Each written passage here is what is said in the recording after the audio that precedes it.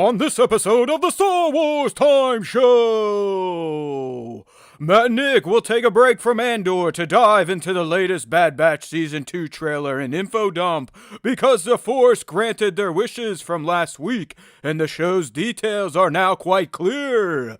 If Clone Force 99 isn't your bag, they'll also riff on some new and intriguing rumors about the Ahsoka and Skeleton Crew series, and how they may cross over with each other. If you're more into the new, the homeboys will also talk about some set leaks from the Acolyte, which showcased more than a few live-action High Republic Jedi. Finally, if you hate all things Disney Star Wars, the dudes will also dig into the latest Jedi Survivor trailer and news to get fans ready for Cal's next adventure. Of course, the show will end with the question of the week responses and the latest round of top 5 Star Wars fan artist features. Punch it, Chewie!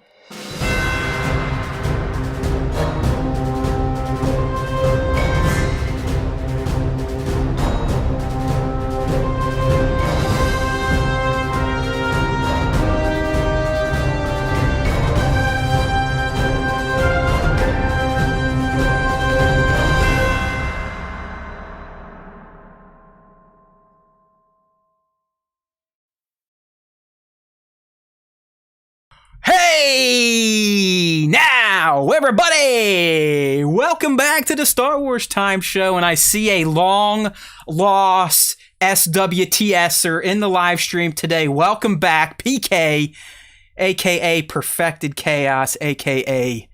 James will break your face, Shepard. It's good to see you back, my man.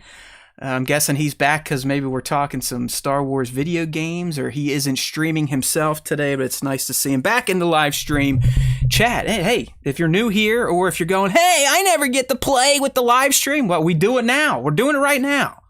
Tuesday, 2:30 East, or as close as we can get, youtube.com/Star Wars Time Show. I actually forgot to put out, hey, we're live. There we go, live. I'm doing it right now, live on the show. But while I'm doing that, Nick, we had a few things planned that I am going to have to renege on, okay? Those of you loyal listeners might have been strapped in and ready to hear my opus on... I'll give you a tease, if anything. It's my 11 Rogue One characters that need to be in Andor Season 2, okay? That was the plan today. I even drew up a graphic, okay, Nick? You know me, graphic artist extraordinaire. I was all ready to rock with it. But I was looking at the schedule, I'm going, you know what? What are we doing here? Like, we're in Star Wars no man's land for the next 2 or 3 weeks, which means content is going to be meager. So I looked at the schedule. I'm like, shit, man, we got Bad Batch to talk about, Jedi Survivor, we got an Acolyte leak, we got Ahsoka leaks, we got Skeleton Crew leaks. Why the fuck do we need a special topic? So I grabbed it by my hands and drop kicked it into next week. So if you're here for the Andor special topic, our nail in the coffin on Andor, at least until we get more leaks and stuff to talk about Season 2, that has been pushed to next week. So next week will be our last show of 2022. So make sure to tune in. We're going to do the Andor special topic. Again, 11 characters from Rogue One that must be in Andor Season 2 or we'll riot. And then we're also going to do our patented, never recreated Nick and Matt's Top 10 Star Wars Moments of the Year segment, as we've been doing since we started the SWTS. So we will not have a show during the Christmas break, meaning the week of the 26th. Remember, we give ourselves one fucking week out of the year where at least one of us is not holding down the fort, and that's going to be the week of the 26th. So we're going to be here next week to kind of close out the year. Week of the 26th, we're taking off to, eat, hang out with the family, do whatever. Sample this, sample that. And then, in a first, I just got Nick's agreement. Our first show back is going to move to the Wednesday premiere of Bad Batch Season 2. That's right, people. You've asked for it in the past. We're doing it for the Bad Batch. So our first show of 2023 will be January 4, Bad Batch Season 2 premiere day. Yes, Matt will be pulling all sorts of duties that day, but it just has to happen based on real life and schedules and kids and all that shit. All right? So hopefully all you were taking notes, because I'm not going to talk about it again, and we're not going to post and keep you informed, because we are very bad at that type of stuff. We just assume that you all are always in the know with all things SWTS, and you can read our minds. But there you go. If you listen to the show, then you know when things are going to be changing or things are going to be different. So there you go. Just make sure you listen to the show. That's right. It's not going to be a permanent move to Wednesdays, so don't get all excited. It's just, this is a one-time deal. I realize my daughter, their freaking Christmas break extends all the way to Tuesday of January. It's usually, they get the Monday off and they're back in school. No, they're keeping them out on a Tuesday. And I was like, you know what? I'm off the next 2 weeks. It's going to be my last day with the little lady. I'm not going to be that guy. I'm not going to be the Star Wars guy. I got to do a Star Wars show. Go away. No, it's not happening. Moving it to Wednesday, which will be nice. We'll be able to handle the 2-episode premiere of The Bad Batch. How about that, dude? Just last week, and this happens to us all the time. What was I pining away for just last week? Oh, where's the Bad Batch? Yeah. Oh, I'm mad. We were wondering. Where's the Bad Batch? Oh, no one loves the Bad Batch. And then fucking Wednesday, Lucasfilm's like, oh, Matt, you want some Bad Batch news? And it unzipped its pants. It's like, there you go. Everything. I mean, they're like, eat it. We heard you through the Force. So we got all sorts of Bad Batch details to go over. Man, I'm excited today. Let me calm down. Hold on. I'm already sweating out my pits. But anyways, lots of good stuff to talk about today. So that's why we mixed around the schedule. But you've got it. We're doing that Andor thing next week. We'll have some fun, especially if you've watched Rogue One since watching Andor Season 1. I really do think there are 11 characters that just scream, we need to be in Andor, because we talk a lot in Rogue One and we are in key positions and do key things. So that's the tease for next week, as well as our top 10 Star Wars moments of 2022. And here's a tease on that. Nick's number 1 are the Vespas from the Book of Boba Fett. Okay? I told him I wasn't going to spoil it. Nothing wrong with a little bright color in Star Wars every now and then. I outed his number 1 pick. Okay? My number 1 is the cinematography of the Kenobi series. So there you go. Hey, look, my number 1 may very well be the Kenobi series. I really enjoy it. Yeah, that's all good. Hey. But like I said, Nick and I, we come up with our own top 10 list, and we sit here and we have a pissing match over who was more right in their own opinions, because that's how humans discuss now, right?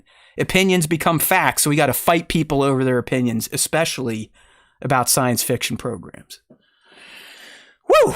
Okay, dude. If you I'm usually the long-winded one here with pop culture talk, but I'm gonna have to defer to you today, because I was bad. I didn't get mixed up in really anything new pop culture last week, outside of finally tuning into the a day late, dollar short premiere of the Santa Claus series on Disney Plus starring Tim Allen.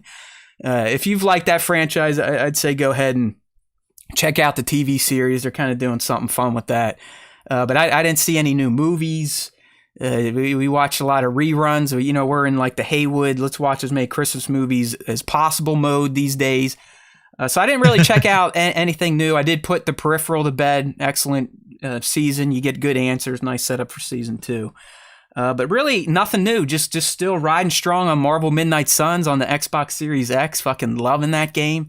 I was telling Nick earlier, it 100% for me has that, one more turn type of motif to it. And if you're a gamer, you know what I mean. It's like, hey, it's getting late. I need to do something. One more turn. Hey, it's really getting late now. I need to go to bed. One more turn. It's a good game. Very good game.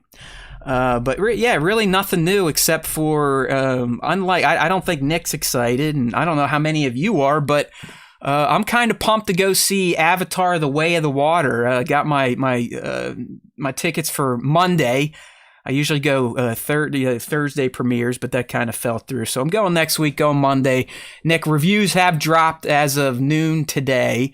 and they're all over the place. I mean, you can tell there are people that hate their jobs and hate going to movies like Avatar, and you can tell people that maybe blown a few too many bits of smoke up James Cameron's ass. So I don't know. I'll see it next Monday. Report back Tuesday. I will probably not see it in theaters. The one thing that I did go see in theaters recently was The Menu, which was fantastic. I don't want to cut you off, but little Grogu's here just to say hello. We got a little. Today was hat day at her elementary school, so she wore her Grogu Santa Claus hat. It was snow day. Oh, I'm sorry. Apparently, my elf was in underwear. Yeah, your dad is forever a failure. I'm sorry. I apologize for getting the terminology mixed up. Good to see you back, all right? Oh, yeah. Okay, now we'll let Mr. Nick get back to his movie review. All right. Sorry about that, Nick. Go ahead. The Menu, which I really want to see, and I was supposed to see last Thursday, but I took too long farting around with bad shit. Go. Menu. So that is Ralph Fiennes and then a bunch of other people that you'll know if you've seen the Harry Potter movies. Ralph Fiennes is the guy who plays Voldemort. Just like overall, like a very fantastic dark comedy / I don't want to call it a horror movie because I don't think it is, but it is definitely like a dark comedy thriller type of movie. And look, if you've seen trailers for it and you have like an idea of what you think the movie's going to be, it's probably right on the nose, but it's so well executed that like you're not really looking for twists or turns or anything like that. You're just really like settling in and enjoying the film for what it is. So, even from somebody like Taylor, who's typically not the type of person who likes, like horrors or like quote unquote, like scary movies. She thoroughly enjoyed it. Definitely worth a watch. I mean, it's an hour and 45 minutes, so you're not going to be in for like a super long Marvel-esque slog of like 2.5 hours plus. Like 3 hour 10 minutes on Avatar 2, buddy. I can't wait. I mean, I'm not gonna go see it. There's like no editing there. Like, how do you end up with a 3 hour and 10 minute long movie? Yeah, like I mean, well, of course they're not going to tell James Cameron to edit his movie because he's James Cameron. But I mean, like I've seen like the stuff for Avatar. Like I enjoy the Avatar ride in Disney. I think that what they've done with the Avatar section of Animal Kingdom is fantastic. Like the movie, like I don't want to go sit for 3 hours and 10 minutes in a movie theater and like watch some. Like I'll see. I mean, like if they're like if you come back and say like, oh my God, it was amazing, you have to go see it, then maybe. But it's just one of those movies that I'm not like super interested in. Well, I think he did. They took too fucking long. I mean, you gotta remember, like it's hard. It's hard to remember 2009. But it was everything. It was not fucking Titanic. It was making all this fucking money. It was in theaters for like a year straight. It was the best 3D ever. I bought a 3D TV because of it. But it's hard to maintain that allure for 13 fucking years in between sequels. Yeah. So I think you're probably like most people. Me, I'm a goon. I can't wait to see it. I loved Avatar. I love the world he created. And let's be real, James, we can make fun of him, but the dude is a visionary for sure in terms of filmmaking. So yeah, I'll let you know. But what I've been hearing, dude, like I said, I mean, the reviews are all over, but they all pretty much say it is like the next visual spectacle of cinema, but it's overwhelming. And I guess that makes sense for a 3 hour and 10 minute long movie. So yeah. I think that is one thing that I've read is that, like he had to wait for technology to get to the point to where he could like film everything that he wanted to film underwater. Cause apparently a lot of the underwater filming is actually filmed underwater. Yeah. Yep. Like mocap and like stuff like that was done underwater. So it seems very interesting. But we'll see. I mean, like it's one of those things where it's like, I may go see it. I may not. The other recommendation I have, so other than The Menu, which I think that everybody should go see. That's been on my list. I just keep fucking up, just I either work too late and can't hit my window, or it's like, oh, the other movie's coming out. I'll go, I had to go see Violent Night. I mean, I still highly recommend that Christmas movie with David Harbour, but go ahead. What else you got for us? other recommendation for me is if you have HBO Max, Taylor and I basically binge watched all of the Sex Lives of College Girls up until the most recent episode over the last like 4 days or so, basically just like over the weekend and then through Monday. It's a winner. It's fantastic. And look, like it was one of those shows where I had initially no interest in it because I never watched Sex and the City. I never watched Girls. Like those just didn't seem like things for me. One of Taylor's coworkers had told her like, hey, this show is great. You guys should watch it. So we watched a trailer and I was like, you know what? This actually seems like funny, like funnier than any of those other like, HBO, like generational women shows like Sex and the City or Girls. And I was like, we can give it a shot. Like we'll watch and see what happens. And we were fucking hooked after the first episode. It's so funny. And it like, I mean, again, like we're like Taylor and I are not parents, so we don't have like a parental angle at this, but you're watching essentially the show is based around 4 incoming freshmen to a very prestigious college. And they all, room together. They have different backgrounds and stuff like that. And it's just a funny show. Like it's just a well-written, funny show that was very like refreshing to see because we've been like kind of bouncing back and forth between like, docuseries, documentaries. We started watching the Chippendale show on Hulu because we had heard the podcast series about it. That's also good if you're like interested in male penises, Chippendale, or like the Chipmunks. No, like the Chippendale strip show. Yeah. Chris Farley. Yeah, because that was. It's funny, dude. Like Kumail Nanjiani plays the lead role in it. It's like a real. Is it based on something or is it like a? No, yeah, it's the actual. Okay. No, it's the actual story. Okay. So it's like a little bit of like lightly comedic, but obviously because of the subject matter, lightly comedic, but also like very drama ridden because basically the way that story went is like Kumail Nanjiani's character founded Chippendales. He hired a choreographer to come in and like do all the dance routines for it and stuff like that. And then those two end up getting in a massive feud. You have, people putting hits out on each other, like art, like just so much shit happening in this, behind the scenes in this show. It's fantastic. It's so like even for somebody who like obviously has never been to a Chippendale show, and we weren't even really alive at the height of Chippendales because that was kind of like in the late 70s, earlier 80s. Taylor and I were born late 80s. It's just a really fascinating story. Does that shit even exist anymore? Because like I just they do in Vegas. There's like very few women that are as degenerative as men. Like I get why there's strip clubs because men we're fucking animals. But women, women really aren't motivated by looking at dicks and balls. You know what I mean? I don't know. Like you would think that, but then after you like hear the like if you actually like listen to the podcast documentary series and you watch this show, you find out that you are extremely wrong. Freaky. You are extremely wrong about that. I think what Nick's saying is after every episode, him and Taylor had to go to the bedroom as fast as possible. Is what he's saying here.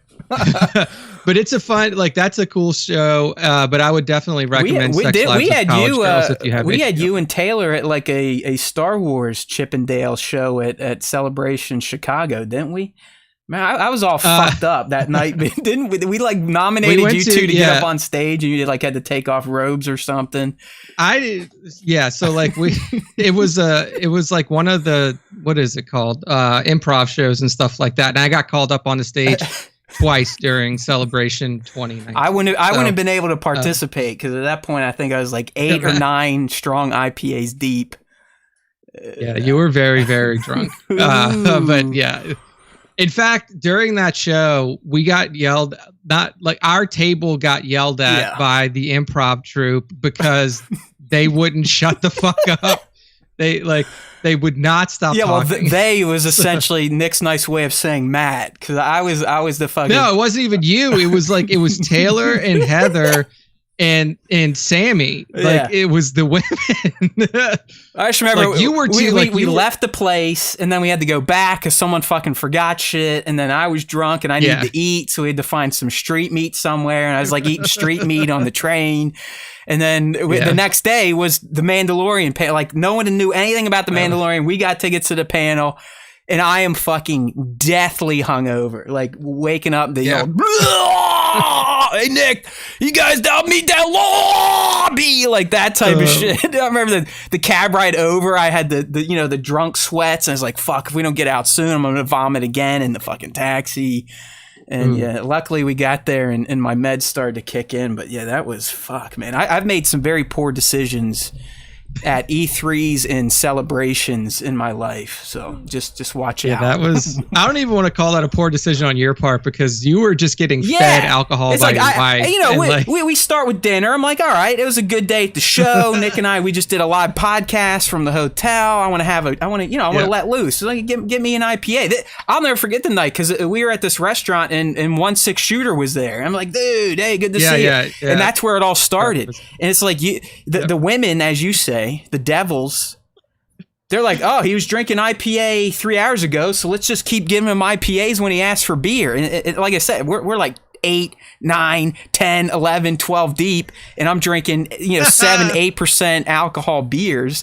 It was a fucking blackout, a Chicago blackout. But I made it. I made it to the panel. Crazy. I made it to the panel. Vomit on my shirt probably, and shoes, but we made it. It was a fun night. But yeah, so those are my pop culture things. If you want to check those out, definitely do it. All right. All fun stuff. We had a few from the live stream chat here. We got Kevin saying Dances with Wolves in Space 2. So I'm guessing that's Avatar. That's funny that Kevin says this, because I actually saw someone tweet out. They're like, if Avatar 1 was Dances with Wolves in Space, Avatar 2 is Apocalypto. So I don't know. Okay. I guess we'll just have to take that for what it is, and I'll let you know next week. I always compared it to Fern Gully, but you're right. That was it. You're right. It was Dances with Wolves meets Fern Gully was the first one, and this one is like Apocalypto and another fucking cartoon I forget because I'm stupid.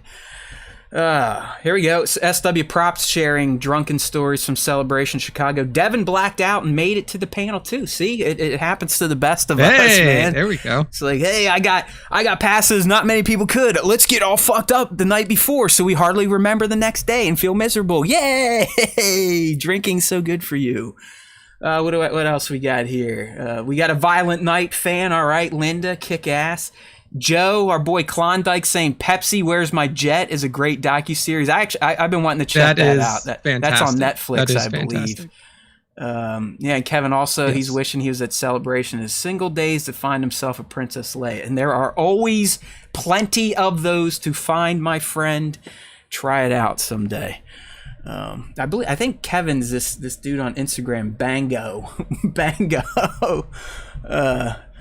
Go Bango go. All right. Yeah. Pop culture Bango talk. Cut. We've got you covered.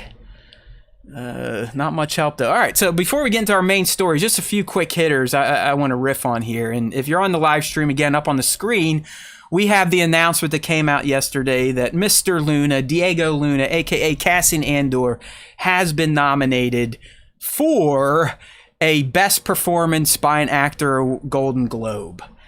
And, I think that's great.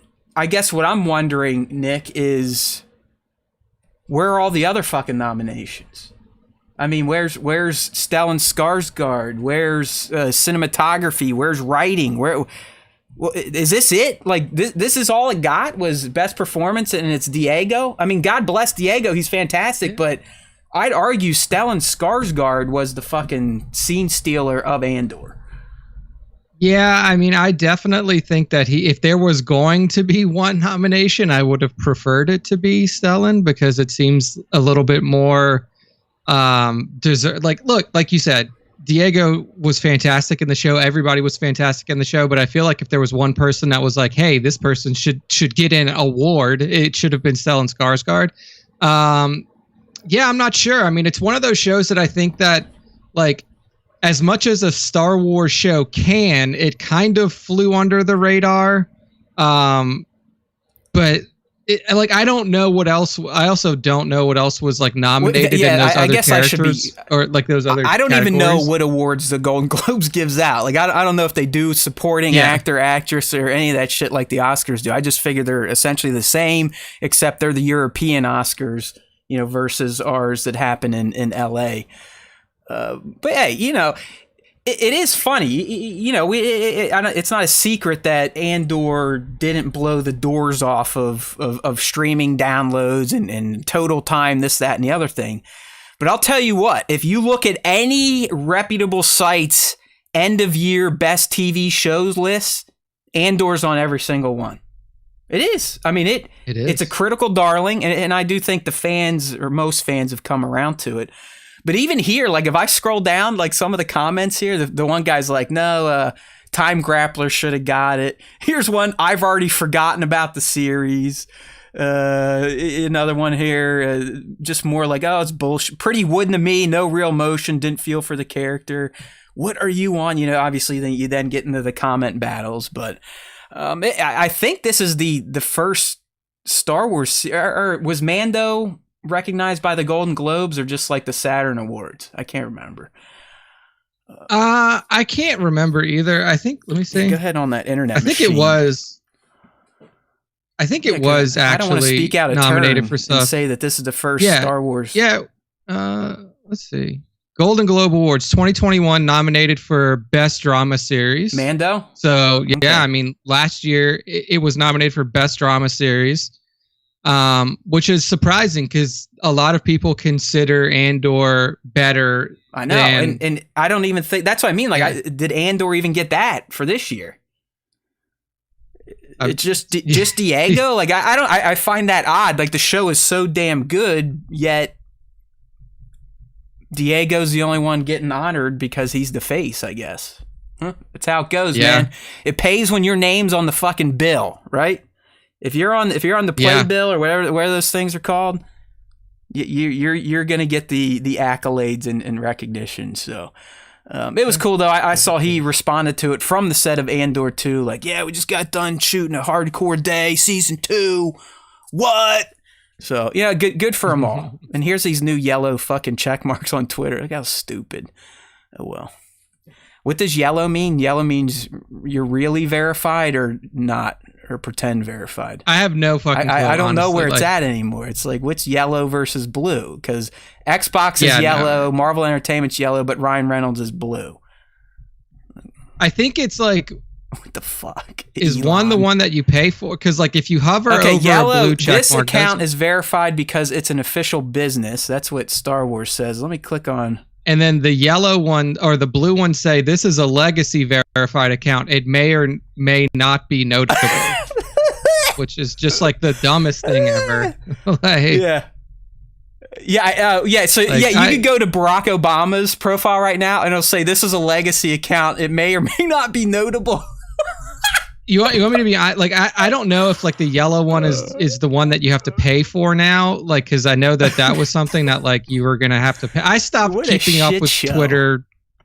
It's just so I stopped dumb. keeping up with Twitter recently. So okay, hey, hopefully he makes his money. I guess it's stupid. All right, so that's a quick hitter. This other quick hitter. We've talked about Patty Jenkins and her struggles on this show before, but man, was she taking it on the chin last week. She was getting drop kicked from DC and Star Wars. It was like she couldn't hide last week from criticism about her screenplay writing abilities. So just to catch everyone up, James Gunn and this Peter or something Safran, they're the new heads of DC for Warner Brothers. Okay. Like they've been brought in to essentially Feige the fuck out of it. And, there's a rumor going around like they've already canceled Wonder Woman 3.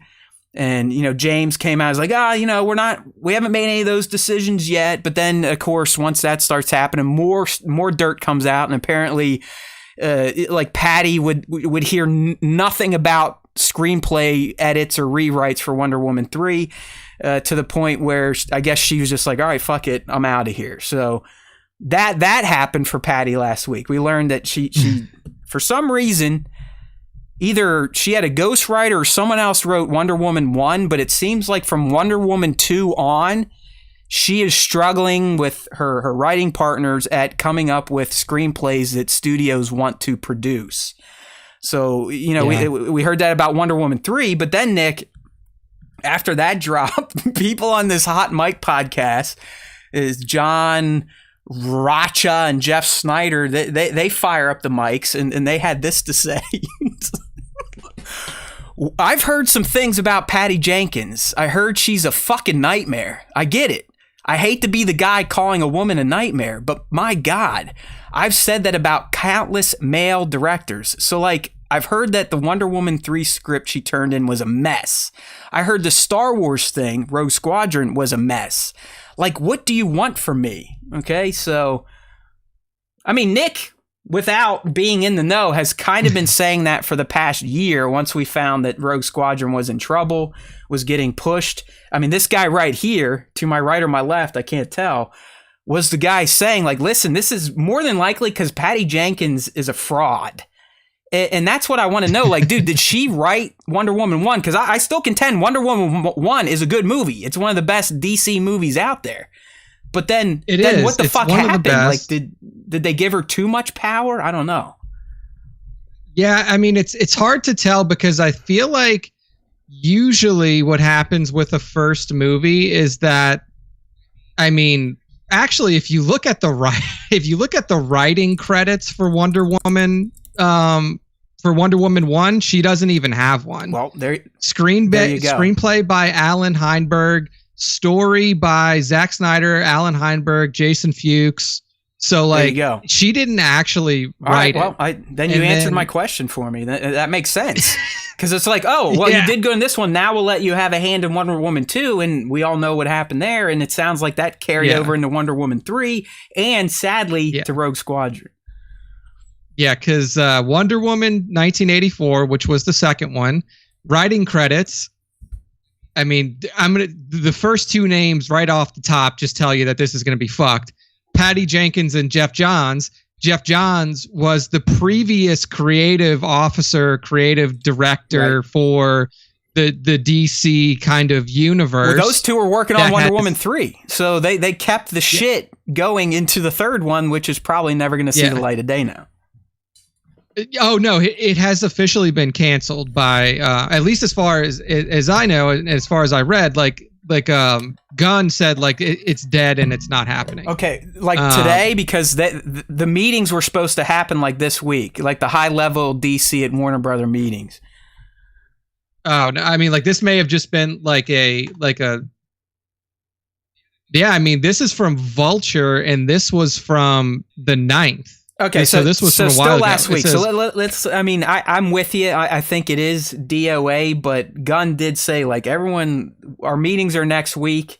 That's when the discussions are going to take place, and hopefully we'll get the roadmap after that. But it does sound like they're planning to start everything over, which is funny because they just hyped this Henry Cavill's back, and okay, well, if you're going to scrap the Snyderverse, I think he goes with it, right? I mean. They're trying to justify that Black Adam's going to make money, and there's some people saying it will, or some people saying it won't. So, like, where? Oh no, like Black Adam, from the last thing that I read, is estimated to lose nearly $100 million at the box office. So, it needed like $600 million to break even, and it did not get there. Yeah, I mean, I've seen a lot of stuff out there about Gunn not liking Cavill, or Gunn and Cavill having an issue, but then Gunn's come out and said, like, I don't have an issue with Henry Cavill, and so what really sucks is Witcher fans, because like the reason that Henry Cavill is not playing The Witcher anymore, or Geralt in the Witcher series, is because apparently, like, he was like greenlit to go, like, all right, we're gonna fucking make he and the showrunner hate Superman each other too. Like, I think that helped. Like, they completely disagree on like story direction. He wants more true to book, where she's Hollywooding it. But I mean, I'm sure his potential DC duties would affect that too. It's just, listen, like, I don't fucking hate the Snyderverse. It's not great. I think it's weird scrapping characters again. I mean, I think Cavill could be a great Superman. I think Gal Gadot is a fantastic fucking Diana. But it's already sounding like they're going to take Aquaman and make him Lobo. It's like everything's getting fucked up again in DC. Yeah. I mean, honestly, it needs to be rebooted. You're not wrong. It's just a shame that whole cast from the Snyderverse, which I think that it was a good cast outside of crazy Ezra Miller, gone. Yeah. Like just gone, completely wasted, in my opinion. Hey, completely. Man. Just like if I was Gunn and I was coming into you're basically walking into a house on fire. Yeah, no, he has to clean house. You're right. I mean, it's sucky because I do feel like some of them were good. I mean, Ben Affleck was a good fucking Batman. Yeah, I liked Ben Affleck as Batman, and then like the Batman thing never got figured out because Matt Reeves is Batman. Yeah, that's the other thing. They got other like Batman 18 universes to deal with. So yeah, and I trust James Gunn, but I mean, he's got a lot of work ahead of him. He's essentially starting in like 2007. Because that's when Feige started all this shit. Like Feige way back then, because Iron Man was 2009. So you got to figure Feige and the powers that be, they were starting this whole MCU project probably 2 years prior to the first movie. So I mean, we're looking at 10, 15 plus years before the DC universe could be at Marvel level. Yeah, I mean it's going to take a long time, but it needs to be done correctly, and you can't really do that by trying to like piece together the things that kind of work and then scrap the things that don't work. It's just better to reset from zero. I trust Gunn more than I trust Snyder.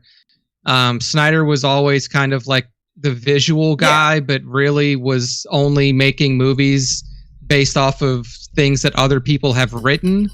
So like, you would imagine that he would have done well with DC, considering there's so much source material, but he just, I don't know where he went wrong, but it just didn't work out. So, but I mean, the DC shit universe got fucked up for him. Like his daughter took her own life in the middle of all this. Like, things just went bad. But hey, all right. Well, there you go. I think it's time for some Star Wars time. Although, we kind of touched on the galaxy far, far away here and there throughout those random tangents. But let's go ahead and shift our focus to the Bad Batch Season 2. Because last week, like I said, I spoke it into existence. SW Black Series Clips is asking me to ask for the Ahsoka trailer. I don't think my powers will work with that, but hamina, please give us the Ahsoka trailer. All right, there we go. Check back in 3 months. We'll see. Yeah, but we did. We got everything a Bad Batch fan could possibly want last Wednesday. We got a new trailer. We got a poster, plot synopsis, episode titles, and air dates. And my God, I looked at the air dates and my stomach sunk. I was like, oh no. There's multi-episode release weeks, and for the whole fucking month of March, it's going to run concurrently with The Mandalorian. No! No! I mean, it's like that is a nightmare. Oh, man. But anyways, before we get to me lamenting over that schedule, because, for normal people, are like, sweet.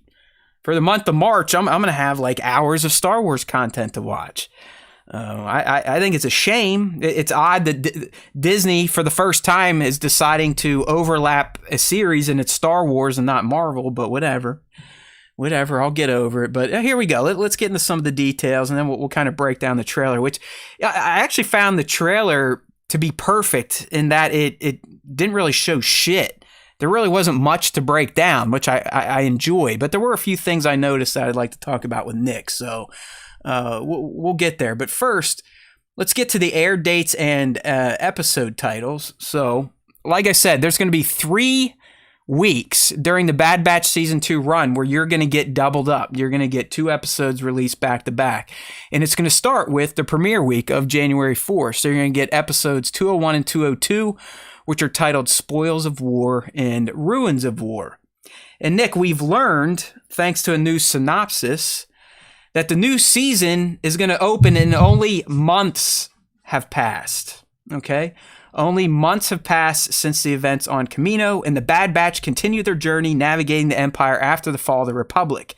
They will cross paths with friends and foes, both new and familiar, as they take on a variety of thrilling mercenary missions that will take them to unexpected and dangerous new places.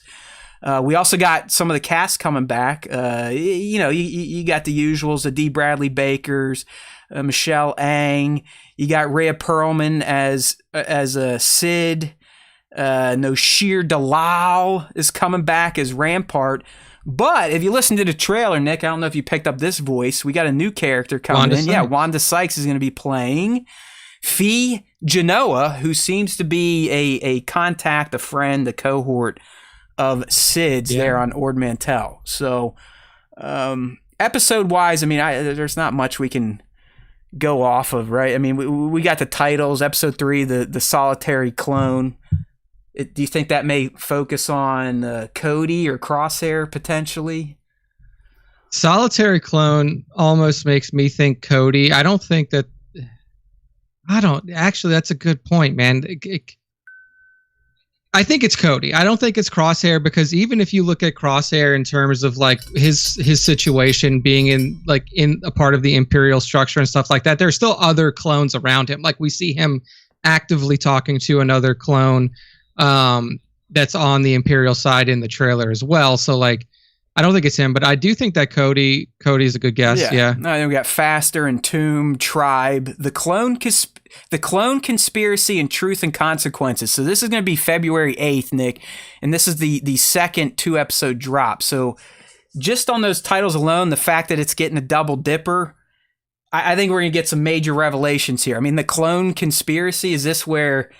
is it either Cody figures it out finally, or do Rex and the clones try to broadcast it out to other surviving clones to let them know that, hey, we were used, something like that? Truth and Consequences obviously will probably be follow up to whatever gets revealed. The fallout. Clone Conspiracy, the Crossing, Retrieval. All right, that's either a mission or we're saving somebody. Metamorphosis, The Outpost. Pabu. I don't. Maybe the Outpost and Pabu, Nick, and we'll talk about this in our light breakdown. But it does look like we may head to Kashyyyk, because we saw Transdoshan there raising a forest and Wookiee prisoners. It just sounds like Kashyyyk, because we know that's what was going down at this time.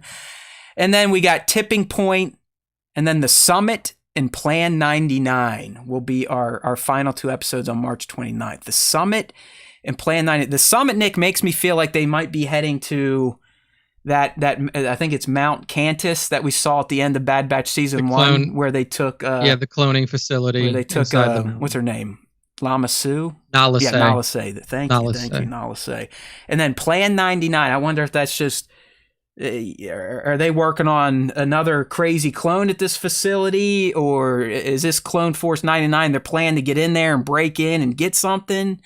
I don't know. Yeah. No, I mean, there's a lot that's going to happen in season 2.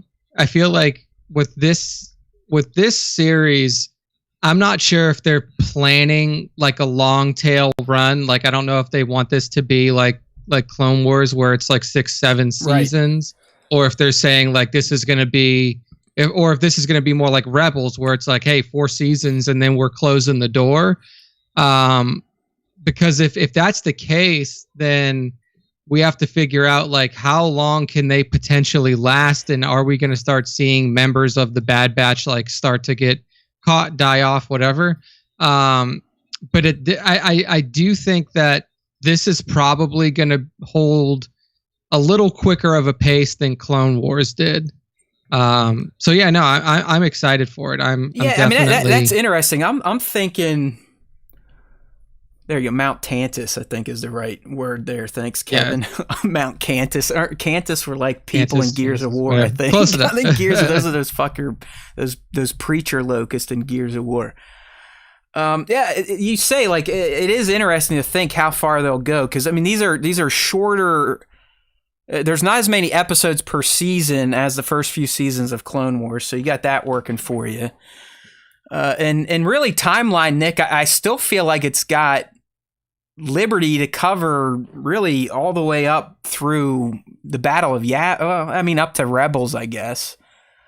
You could argue it could have the 5 years to itself before Fallen Order takes place. And Cal leaves his mark on this timeline.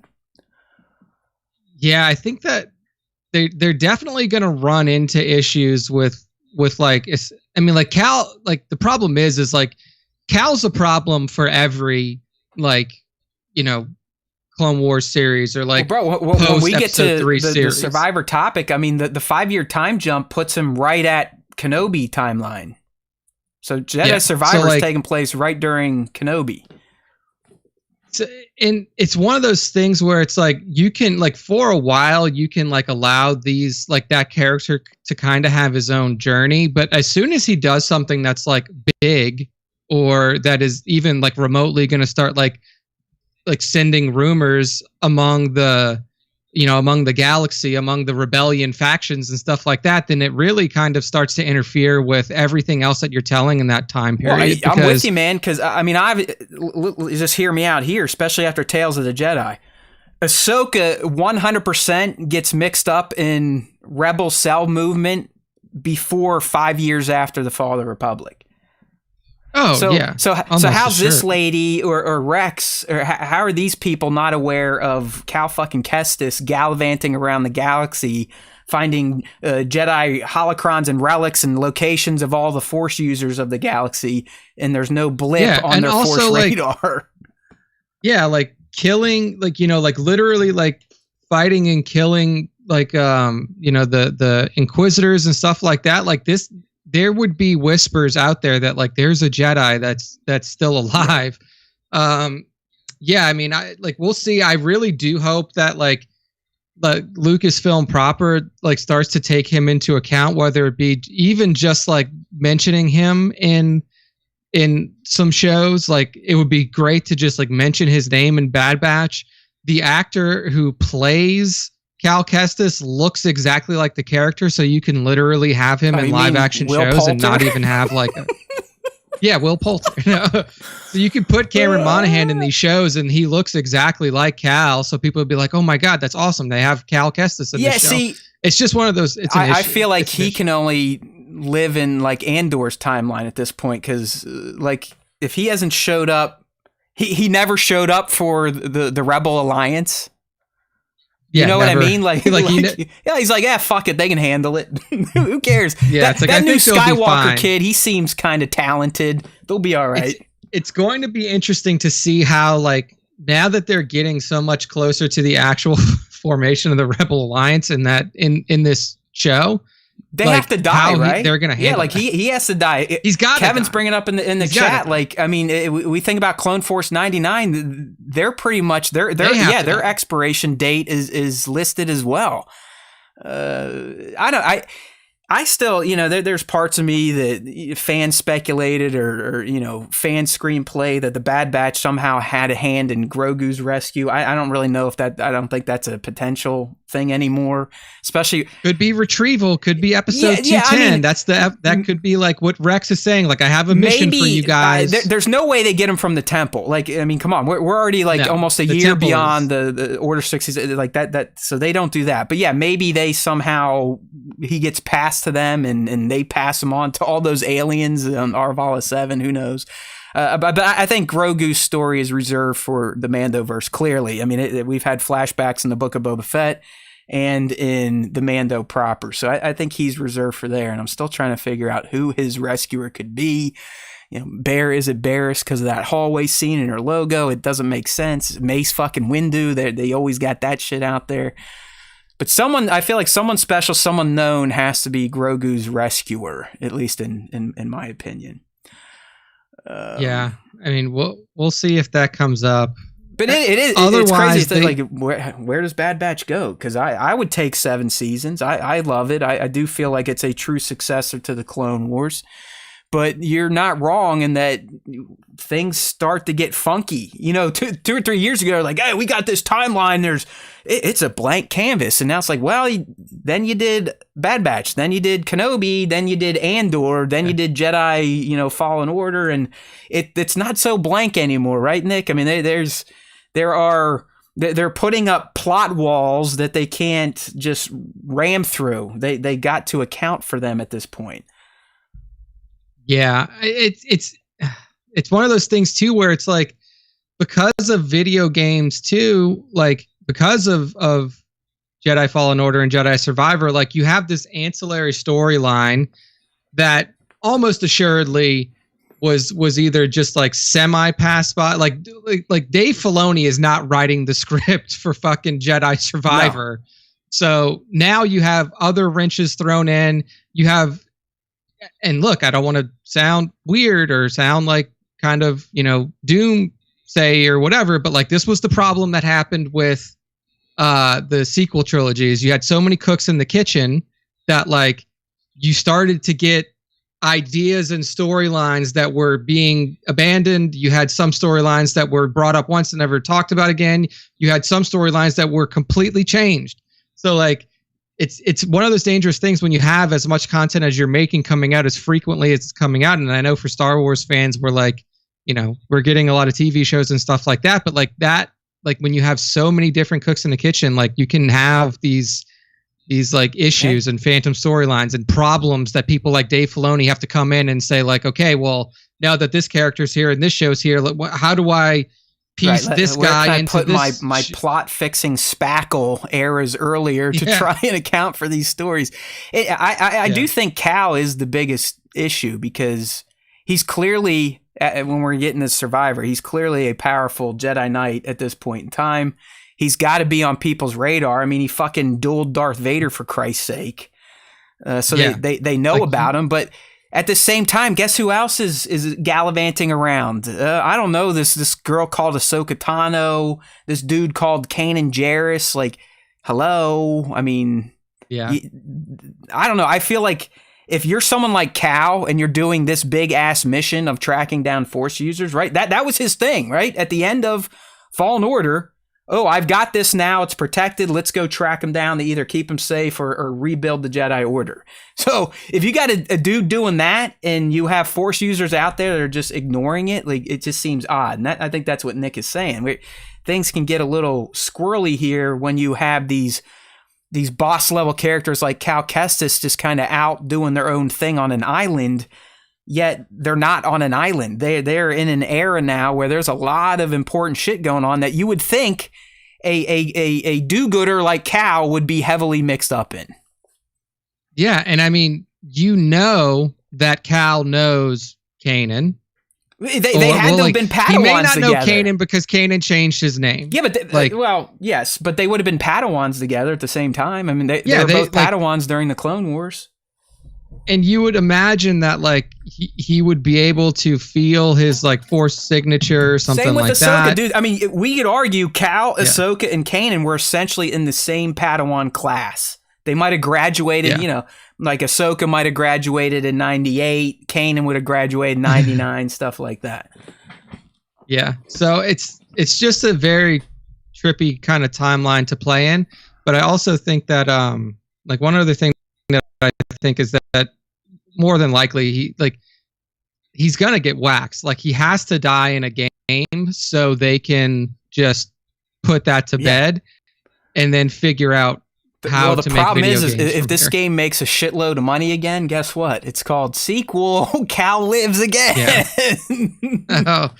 I don't know, man. It's getting into a very interesting territory. But anyway, on the Bad Batch, we're giving Cal way too much time during the Bad Batch segment. So shame on us. Back to the Bad Batch. If you are on the live stream, we're just going to go through some of the stills I captured from the trailer and just kind of talk about what may or may not be going on. But like I said, I really enjoyed this trailer because it didn't really dive into what I would consider any of the show's main narratives for season 2. I think it gives you ideas about what we're going to get into in the Bad Batch season 2, but there's really no glaring like, oh, wow, yeah, that's going on. So, obviously, Nick, it opens and they're on some sort of mission. I'm assuming this mission on this island planet location they're on. They're on Star Wars Miami again. This is the other side of the beach. Of Neamos. Good call. Yeah. But I'm assuming, Nick, this is probably like episode 1-2 material where we're reintroduced to the group. Yeah. It's kind of funny to catch us up on their hijinks and how they operate and how they always fuck up missions because, Wrecker did this or Tech didn't do that or Echo didn't do that thing. So that was kind of neat. But really, and here's Wanda Sykes' character, Fee Genoa. Like I said, guessing she's some sort of cohort partner, bringing a new opportunity to Sid, and then Sid passes that on to the batch. You could see throughout this trailer, Nick, they're rolling out the TK units, and but say the new stormtrooper. Yeah, units they're still clones. I mean, we saw clones like protecting this factory of some sorts. But it looked like, in terms of occupying forces, those are shifting to the TKs. And it's still that slight tweak where the helmets are different than the TKs we're going to get in by A New Hope or Andor, so on and so forth. Yes. They're still testing designs, seeing what makes it harder to see out of the helmet and whatnot. Yeah, the Empire, they're always about fashion and cost. So they got to look good, but they got to do it on the cheap. All right, dude, I got to ask you about this. In the trailer, there's literally I forget what they call it from New Horizon or Zero Dawn, whatever that game's called. Yeah, Horizon Zero Dawn. It's literally one of those big ass like giraffe, like robot giraffe things, but it's in Star Wars. Same style head. It's like the same fucking Flat thing, head. right? It's the same thing. Yeah. I can't tell. So like, the thing is one, we've never seen anything like this in Star Wars before. Period. From either faction, like from the Empire or from the Rebellion.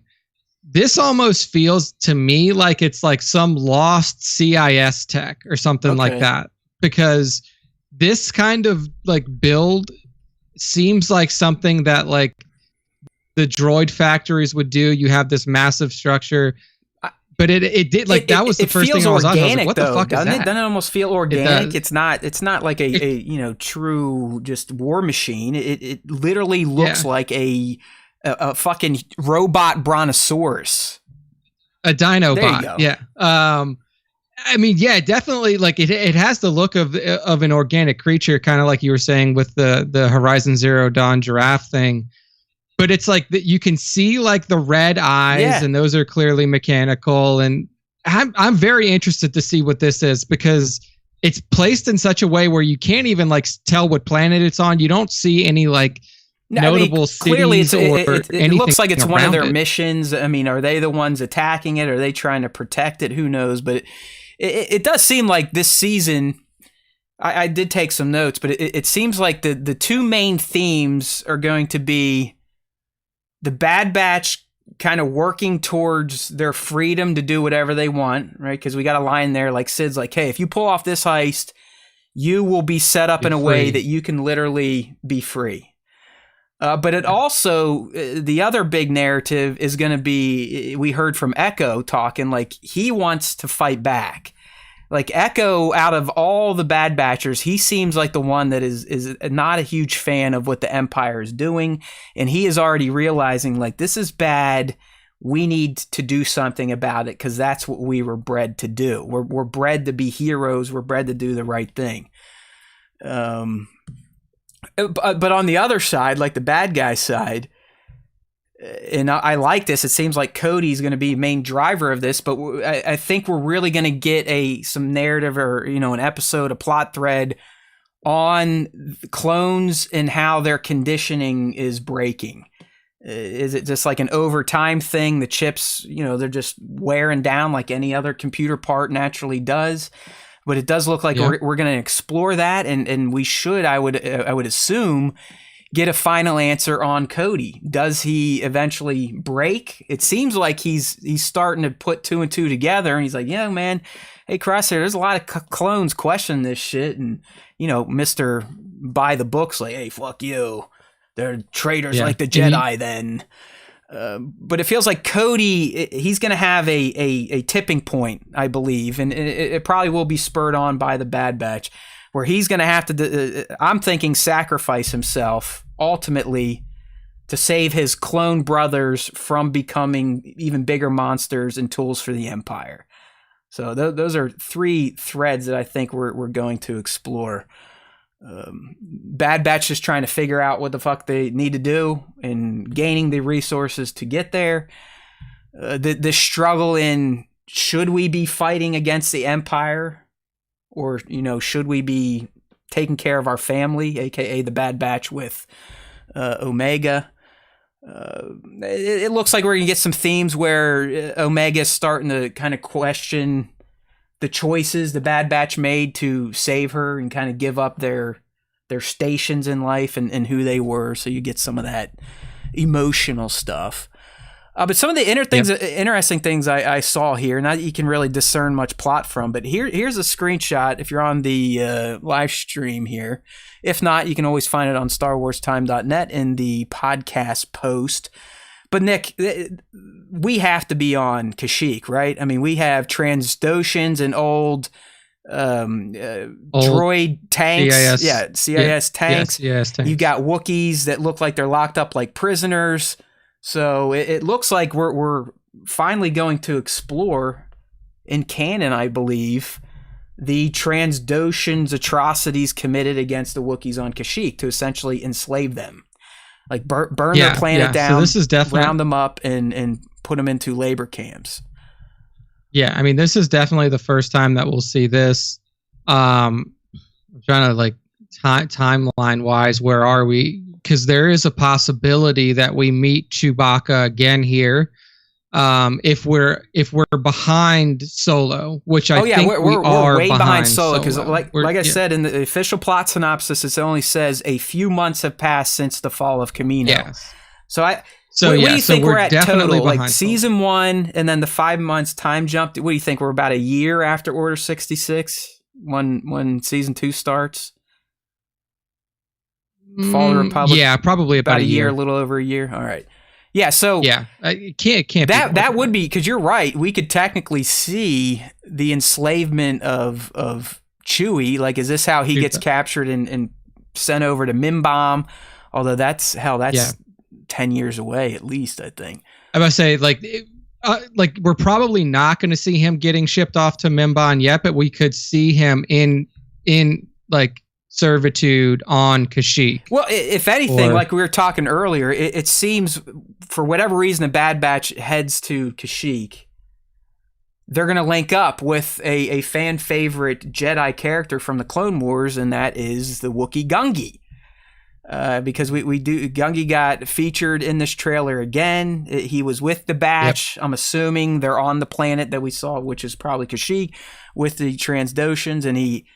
It was like one of this droid. They're called like the Axis droids. The leader droid is called Axis. They had his lightsaber. He sucks it back, lights it up, and here we go. So, lots of Wookiee Jedi stuff this week. We'll get to the next one pretty soon. I can't wait to talk about that. High Republic Wookiee Jedi. Other interesting things. It was cool seeing Cody in his repaint. He didn't go full white and black like the clones did. He just changed his yellow to gray. Again, you can't have a personality in the Empire, even as a clone. No personality. But Nick, the one thing I found interesting in there's a few shots in the trailer. I believe they're at Count Dooku's palace, like the red hued shots, and in particular, I know for a fact they're at least in Dooku's throne room. There's a shot of, I think it's Hunter, running towards a green window. That is 1,000% Dooku's throne room, whatever the hell you want to call it. It was featured in the Clone Wars multiple times. So I want to know, like, what's going on there? Like, what are we doing at Dooku's old stomping grounds? Has the Empire taken it over? Has Dooku's family reclaimed it in the name of the Dookus? You know what's funny is that plot line kind of pops up in the new Thrawn trilogy of books. The second book, I believe, like Alliances or something like that. It's the one where they're cutting back and forth between timelines with Anakin and between Anakin and Vader, and he was working with like Anakin and Vader were both working with Thrawn in 2 separate timelines, and there is a storyline that covers like this is still during Clone Wars times, this is pre Bad Batch, but it does cover like a story where Anakin is essentially storming the Dooku family like droid facility to shut it down, and then they have to revisit that same place again later as Vader. So it could be that like this droid facility is like, you know, under the guise of the Empire, and they're trying to shut it down, or they may be looking for some sort of tech that was specifically made in that facility, the Bad Batches, to like bring it back or something. But and I could be confusing things, because if you look at the screenshots, I mean, they're on this planet and it's got this orange hue to the atmosphere, and I'm not 100% sure if that is Dooku and is it Serrano or Serrano, something like that. But I know for a fact the Bad Batch is there because of, like I said, the shot of Hunter running and jumping out of Dooku's old green window. I don't know if that's the same place as all the shots with the, you know, it looks like a castle with the orange hued sky. But if it is, then Nick, it also looks like the Empire's going there to shake down these people, because you got Rampart and a bunch of TKs talking to that lady that we get a close up of, that, you know, she kind of reminds me of Zori Bliss a little bit in terms of her color scheme, right? She's got that purple and gold. Yeah. It's not Zori. I looked at the captions. It's like Tam something or Tavi. But it even looks like the Empire is also here to shake this place down. So this could be one of those deals where the Empire's there and the Bad Batch is there. They're both trying to go for the same item, and may the better team win. But no matter if this orange-hued location is Dooku's or not, we are going to return to Serrano, however the fuck you pronounce it, in Bad Batch Season 2. What else did I write here? Cody, Dooku's Castle, Gungi. Oh, yeah, really the other big thing from the trailer, and we can move on, is Rex is going to give them a big mission. Yeah, I assume that is the retrieval episode that we talked about earlier. Like I would imagine, because it kind of falls like right in the middle of the season or right around the middle of the season, and I imagine that could be like the one thing that kind of spurs them into like the finale, like pushing into the back half of it. So see, yeah. I wonder if they kind of fully pay off on Star Wars Rebels and the clones, and if this season we get to see the rescue of Wolf. Because remember, last year we got to see the rescue of Gregor, and we do know that Rex ends up slightly senile on this desert planet in an old, you know, Clone Wars era walker with Gregor and Wolf. And you would assume that since they already, you know, showed us that the Bad Batch were the ones responsible for his rescue, it kind of makes sense that, you know, we follow up on that and grab Wolf. Clearly nothing shown in this trailer about that, but all right. Yeah, so again, just to recap, general themes here for Bad Batch Season 2 based on the latest trailer. Bad Batch looking for their freedom, be it financially, whatever. It to me, it reminded me of Cassian at the beginning of his series, where he's looking to score some cash so he can have that, quote, freedom under the Empire, right? This freedom. Just have like a little bit of a cushion. There you go. So you can always be on the run and never truly live in your life. But hey, Cassian learned his lesson. Maybe these guys will as well.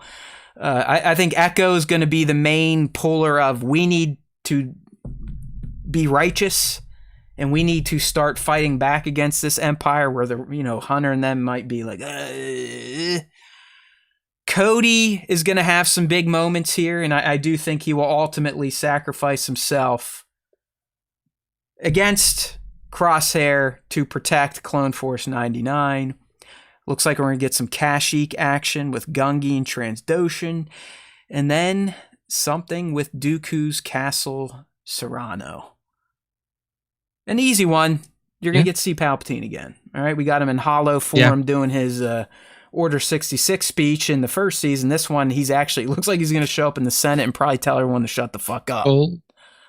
Full body. Oh, yeah. Not behind a hologram this time. He's looking good too. He's upgraded to his black robes now. He's no longer wearing his maroon robes after the Jedi disfigured him in Revenge of the Sith. Yeah. So, I mean, there's a lot of interesting stuff that's going to pop up here for sure. And I think that will, like, obviously, I don't think that Gungi is the only familiar character that we'll run into. I think there'll be some character crossovers that we see in the show that we haven't seen in the trailer so far. So, I'm actually like pretty pumped about Bad Batch season 2. Does Ahsoka make her Bad Batch debut in season 2? Or is she still on the she's probably still on that farm now that I think about it. Yeah, I would say I think if anything, like it would be like either via holo or only like via voice recording. And it's unnecessary. Like I think it makes sense that they're using Rex as like their main connection. It just makes sense. They're fucking clones, for Christ's sake. So yeah, and like they don't really know Ahsoka. They don't have a connection to Ahsoka, and I don't think that she's taken up. Well, obviously she hasn't taken up the mantle. That's the thing. So Fulcrum yet. It makes sense because if Tales of the Jedi is, I mean, it is canon. I would think. It seems that after Padme's funeral and her talk with Bail, she took a break, and after the shit goes down the farm, she calls Bail back and she's like, "All right, now I'm ready." And, you know, when we saw Bad Batch season 1 and Rex was talking to someone on the comms, we just made the assumption like, oh yeah, him and Ahsoka are already planning their own little, they essentially already have their own little rebel cell. And that doesn't seem to be the case anymore. So Rex is potentially working with Bail himself. And maybe it was Bail he was talking to in season 1. Yeah. And Ahsoka really isn't needed in Bad Batch, honestly, if Rex is there to kind of be the middleman. Yeah, I mean that scene in Tales really does kind of set straight our expectations for Ahsoka in this series. Like she is laying low as much as possible. We've had plenty of Ahsoka, and she's getting her own show, and we're going to tell you now we're going to have plenty. She's more than likely going to show up in another show, so it's all right. Let the Bad Batch and Rex kind of have their day in the sun. Well, you brought her up, Nick. We might as well move into that one. And this is a rumor post on Ahsoka and Skeleton Crew. It does come from Making Star Wars, so while we are saying it's rumors and some of his stuff was speculative, the dude definitely has legitimate sources. He almost always hits on a high percentage of his rumors. So if you don't want any spoilers, even though I don't really think these are horrible, they kind of make sense if you understand the Mandoverse, Thrawn, Ezra, the end of Rebels. But just to give you a notice, you may want to plug your ears for a bit, because we're going to talk about some rumors about Ahsoka series and Skeleton Crew and how there may be a plot crossover between the two and the exploration of something unknown and new to Star Wars. All right, so there you go. There's your warning. We'll start with the Ahsoka series. All right, so according to Making Star Wars, Ahsoka is going to explore what his sources are calling new space or the new beyond, which to me sure as shit sounds like the unknown regions. I'm not sure why they weren't using those terms. Nick, were the unknown regions, are they considered legend? Because that's what that was. Was that the Gris or Yuzan Vong came from the unknown? Do you remember? I think I believe it was both. But the unknown regions was I think they said unknown regions in the movies, though. In the prequel, did they not say unknown regions? I think regions? In Tross, possibly, yeah. Talking with the Wayfinders and whatnot. Or maybe even in Rebels they called it unknown regions. I don't know. Yeah, I know. They keep changing, because I think in Tross I don't remember. They called it something else. They called it like either way, whatever the fuck they call it, it sounds like Ahsoka is going to get down with it, and it makes sense, right? Yeah. Because we've been saying, okay, I mean, she's got to find on this show. We're like, listen, those fucking whales whatever I forget their names all the time. Those hyperspace whales took Thrawn and the Purrgil. They took Thrawn and Ezra into the unknown region. So it makes complete sense that in the Ahsoka series, it's going to explore said unknown regions. It may be called New Space or New Beyond. They've dabbled in some of this shit, I think, in the High Republic, where the Nihil they essentially had like a hidden base in space that you could only get to with certain wayfinders or robots, this, that, and the other thing. So, yeah, Kevin's saying that the Gris were unknown regions where the Vong came from outside the galaxy. So maybe that's correct, where unknown regions were literally unknown regions of the known Star Wars galaxy, where this New Space or New Beyond would literally be like leaving the Milky Way and going to Andromeda. Does that make sense? Yeah. Okay. So they're both like not from this galaxy. Yeah, it's shit. But in different ways. The way MSW explains it is fans will have no idea. We've never seen this stuff before, all right? And it's going to get further explored in Skeleton Crew, but hold your horses. Okay, so Ahsoka is going to explore this New Space, New Beyond, obviously, probably because they're looking for Thrawn and Ezra. We know this. This is a location that has never been explored before in Star Wars, so I guess that kind of kills my unknown regions, and it makes sense now that Kevin cleared that up. But either way, New Space, New Beyond. So if you hear us talking about that this is this place in Star Wars that is detached from the galaxy we know and love. We've never seen it before. They treat the Force differently there. Everything's different. But apparently this is where Thrawn and more than likely Ezra have been hanging out since before the Battle of Yavin. So we got to remember, these motherfuckers have been in this new galaxy for well over a decade. By the time we're going to explore it in Ahsoka, which is crazy to think what could be happening. All right, so in this unexplored part of the galaxy, the Force is used and viewed much differently, and that some of the magic users, apparently they refer to it as magic. The magic users we've seen in past Star Wars may have come from this region of space. So think Night Sisters. That's like what I was going to say. The true magic users where, they were like Force adjacent, but they weren't using the Force. They had this like other tap in. So that's kind of what he's speculating. And that Ivana Sakno's character could be a Night Sister like character from this New Beyond. I like that. Yeah, me too. That it would help to explain. Apparently, a true Night Sister weren't necessarily the witches we saw on Dathomir either. Like there is a difference. I think a true Night Sister is almost like what that girl was in Jedi Fallen Order. Does that make sense? That Cal meets. Yeah, like the one who can like. Yeah. I know. Yeah. So apparently, like the MSW, through what he's heard through the sources, a little bit of speculating, is thinking that this could potentially be where the Night Sisters or that use of the Force magic came from this New Beyond, and we will be exposed to these concepts in Ahsoka. So that we should get some explanation on these Night Sisters and how they are connected to this green magic, if you will. All right. Mm-hmm. And like we said, it makes sense. This New Beyond is where Ezra and Thrawn were transported to at the end of Rebels. So that completely lines up. And finally, in terms of Ahsoka, MSW very pointedly is confirming that Lars Mikkelsen, not to be confused with Phil's brother, Lars Mikkelsen, that he is indeed playing live action Thrawn, complete with red eyes and all. That makes sense. So so Ahsoka exploring this New Beyond, New Space. It's going to introduce a new view of the Force, where it's more magical, I guess, and potentially explain the connection to this New Beyond with some of the magic users we've seen in the Star Wars galaxy, such as Night Sisters. And okay, so here are my thoughts on this. It is desperately needed. Like this new space, new galaxy, new Beyond, it's fresh.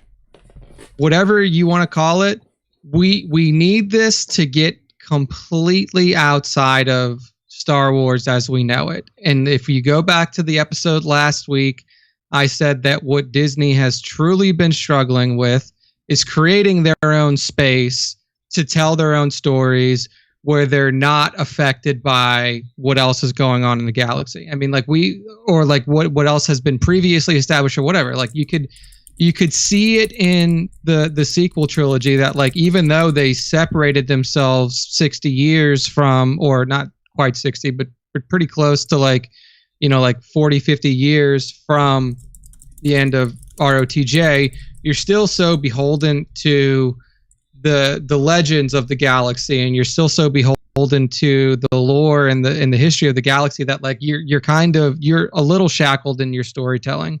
This allows you, and this is also something that connects to Rian Johnson's potential trilogy of films, because Rian Johnson said, I'm telling my story in a completely new galaxy that we've never explored before, and they're going to have the Force is still there, but it's going to be viewed and used in a very different way. Like you can go back and look at his quotes about his trilogy, and he has basically said that about it, that it's going to be not in the Star Wars galaxy that we know. The Force will still be there, but all of the legends of the Force and all of this other stuff is not going to be pertinent in this new galaxy.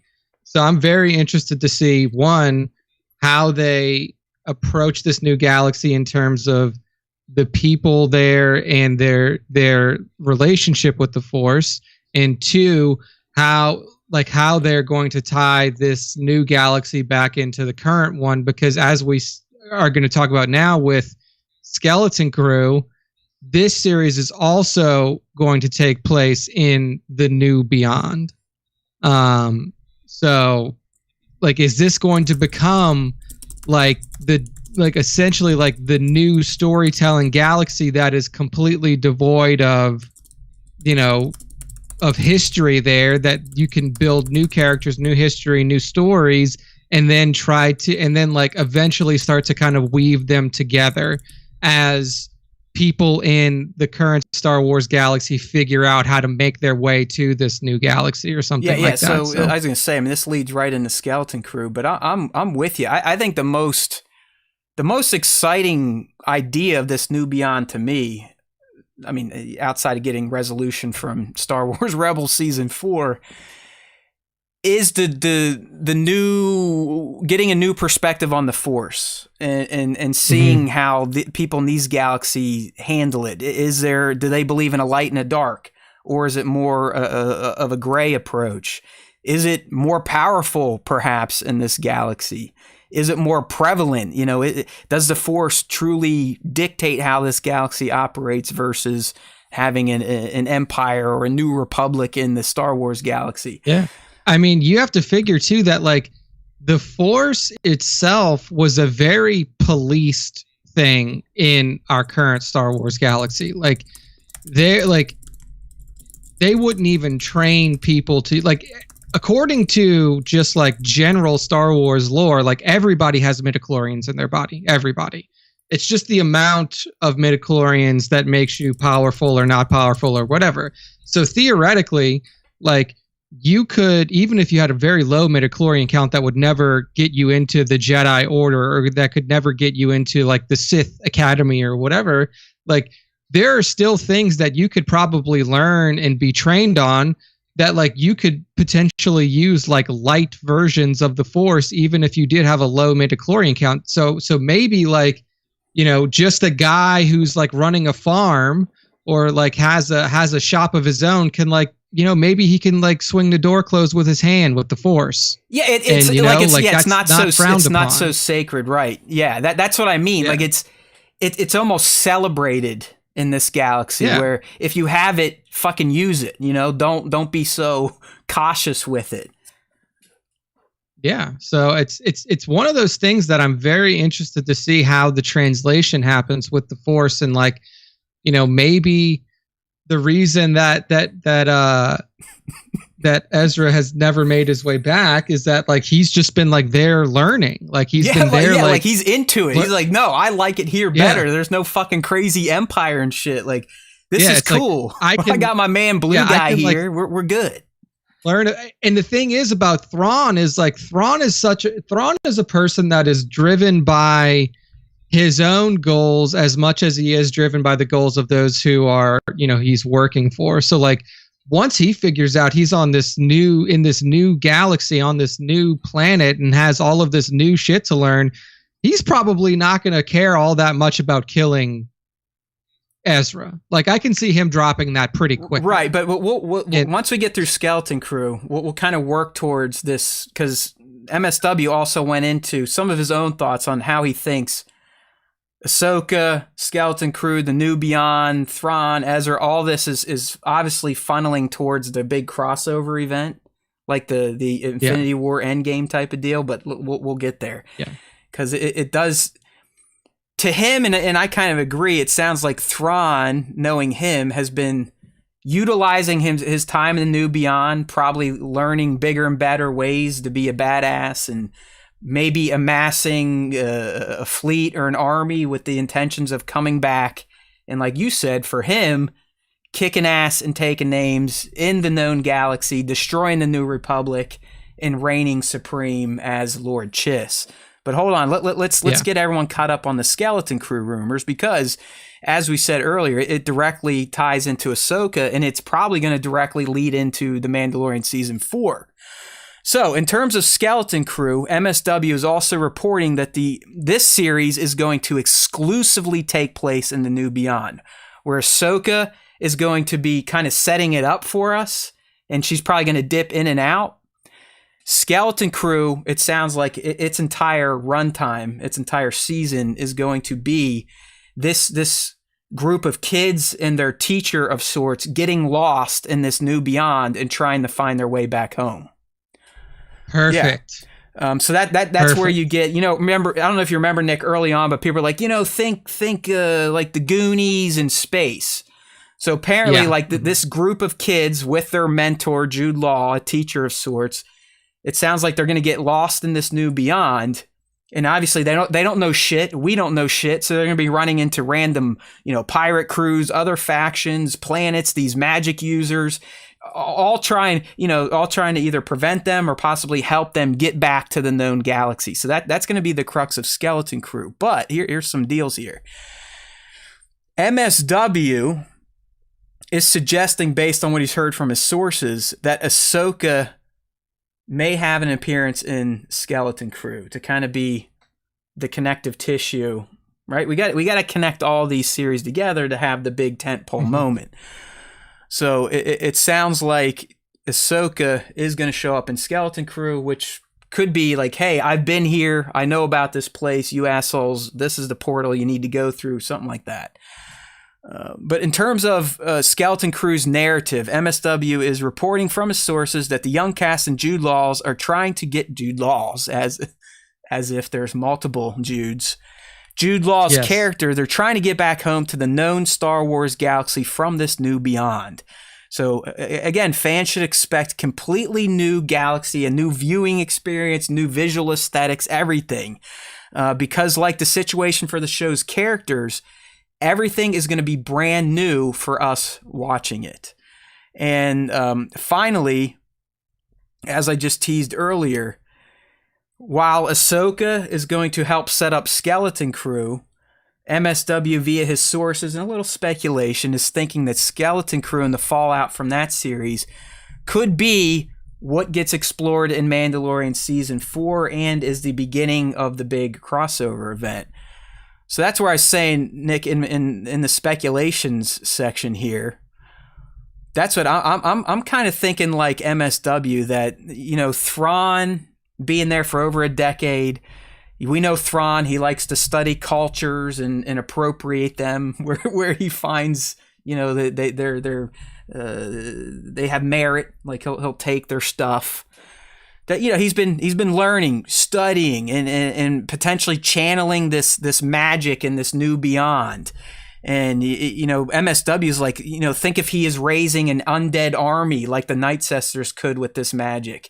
And Thrawn's just biding his time, kind of like Palpatine was doing for 40 years in between Jedi in Tross, biding his time, building up this, this unbeatable force in his mind with these magic users that the known galaxy has never seen before.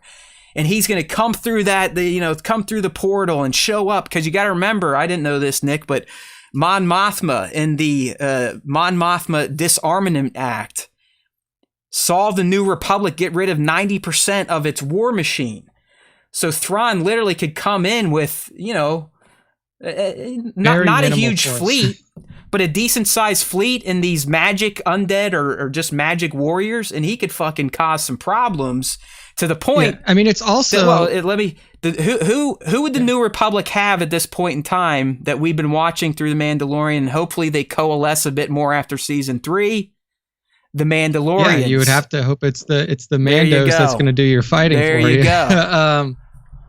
Yeah, I mean, that makes sense. It would also, it could make sense that, this is where the Grisks are from, the Grisk True. are from. I mean, I know we brought that up because technically, as far as we know now, the Grisk maintains their society somewhere within the unknown regions. But right now, somewhere within the unknown regions could be because we've never even explored into the unknown regions that much outside of our push into Exegol and Tross, somewhere in the unknown regions could mean just about anything. It could mean that they're actually from this new galaxy and the Grisk are and it also wouldn't surprise me if Thrawn and the Grisk kind of coalesced, they came together and he's a part of this Grisk army since he's seen their military capability before in the Thrawn novels. He's I'm just going to join up with these motherfuckers and we're going to come in and we're just going to take this other galaxy by storm. And we're going to if we're just getting very broad, and honestly, it's not like we even needed these rumors to figure this out. I mean, it was kind of written for you, and Filoni typically follows up on his loose ends, which this is going to be 100%. But yeah, I mean, Thrawn will be coming back with some indomitable force that has never been seen in the known galaxy, could be magically infused, could have, super powered warriors, or like Kevin's saying, their force users are 10 times stronger than our force users. They come back and they just start kicking ass, and the New Republic's going to have to rely on these heroes introduced in the Mandoverse, the Boba Fett's, the Din Djarin's, the Grogu's, the Bo-Katan's, the Mandalorians hopefully reuniting in Mandalorian Season 3 after they get through their little, tribal bullshit. Because if the New Republic has reduced 90% of its war machine, and you're having a Grand Master strategist coming through a portal with advanced weaponry, magic, crazy force-infused or magic-infused soldiers, you're going to need some help. And what better help than the greatest fighting force, our Star Wars Spartans, to come to the call and try to beat back this threat. So Kevin's also saying, what if Thrawn comes back and he's a good guy against this threat in the new beyond? What if he needed saved and Ahsoka is hell-bent on taking him out, and when she finds him, he's actually listen, no, I've learned this and that, and we've got to prepare for this looming threat from this new beyond. Ezra and I have been sitting here trying to just stay alive for the past 17 years. I don't know. But I do feel like it makes the most sense if Thrawn is the Thanos here, right? Yeah, it makes the most sense for sure. I mean, there's no it would be too much to try to shoehorn somebody else in as the main villain in this, because Thrawn has already been set up so much just from other content that essentially if you weren't using Thrawn as the primary villain, then what you would do is you would use Thrawn as a way to get to the primary villain. Right. So they would, so it feels better to me that they actually just make him the big bad for this crossover event, and then have those storylines I agree. neatly tied but up. For some reason, I'm definitely not as well learned as you and some of the other people that can actually read. But I just feel through watching Thrawn and Rebels, I feel deep down he could have been the one high up Imperial officer that would ultimately defect, or could turn or break good, if that makes sense. Or am I completely off base? Oh, no, he definitely could. Like I said, Thrawn is not a person that is really motivated by like loyalty to a certain like faction or anything like that. I guess the only what's thing he in that it he's for then, Nick? I never, like, to me, and what I've heard about him, what I've seen from him, Yeah. he seems like he was much better suited for the Rebel Alliance versus the Empire. So like, what was his motivation? Is it glory then? Is I don't know. Like, I mean, his ultimate goal in the novels was like when he talked to Palpatine, he's like, I'll help you because I'm an expert military strategist. If you help me, ultimately come back and help me.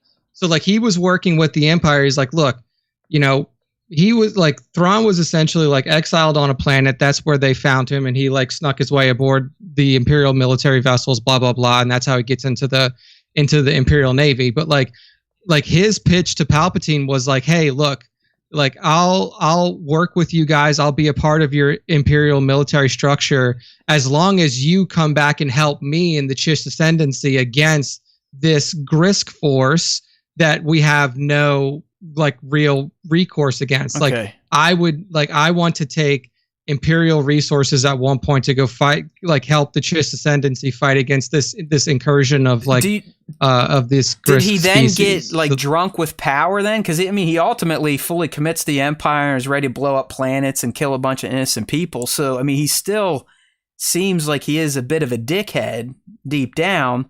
But I do feel like he's redeemable as well versus any of the other admirals within the Imperial Navy. Redeemable is a hard way to put. I would put that he's not really redeemable as much as he is like if you can present a cogent reason as to why he should be working with you, he would listen. Then he would be like, yeah. He's not just someone like drunk like Palpatine or Vader where they justified everything as this is for peace and order. Like we're doing this for peace. No, like, we're killing everyone and blowing up planets for peace. Like he definitely has selfish reasons for being in the Empire, and like if somebody else could like provide him with essentially like something else that could be another way to solve that problem, he'd be like, yeah, no problem. Yeah, we'll switch it over right now. He's willing to do whatever it takes as long as it benefits him and his own kind. All right. Yeah. Gotcha. Yeah. That's probably the best. So yeah, I mean, he could be in this new Beyond. They're like, hey, dude, you want to handle these people and those people? We'll help you out. Let's go kill some motherfuckers. And he'd be like, sure, sounds good. Let's go. I fucking hate Mon Mothma anyways. He's got like her face on the dartboard. All right. Yeah, I'm digging it. And, you know, like I said, if you've been here, you've been studying Star Wars. This is what these shows should be. I mean, that's what Ahsoka should be, dipping into this new Beyond.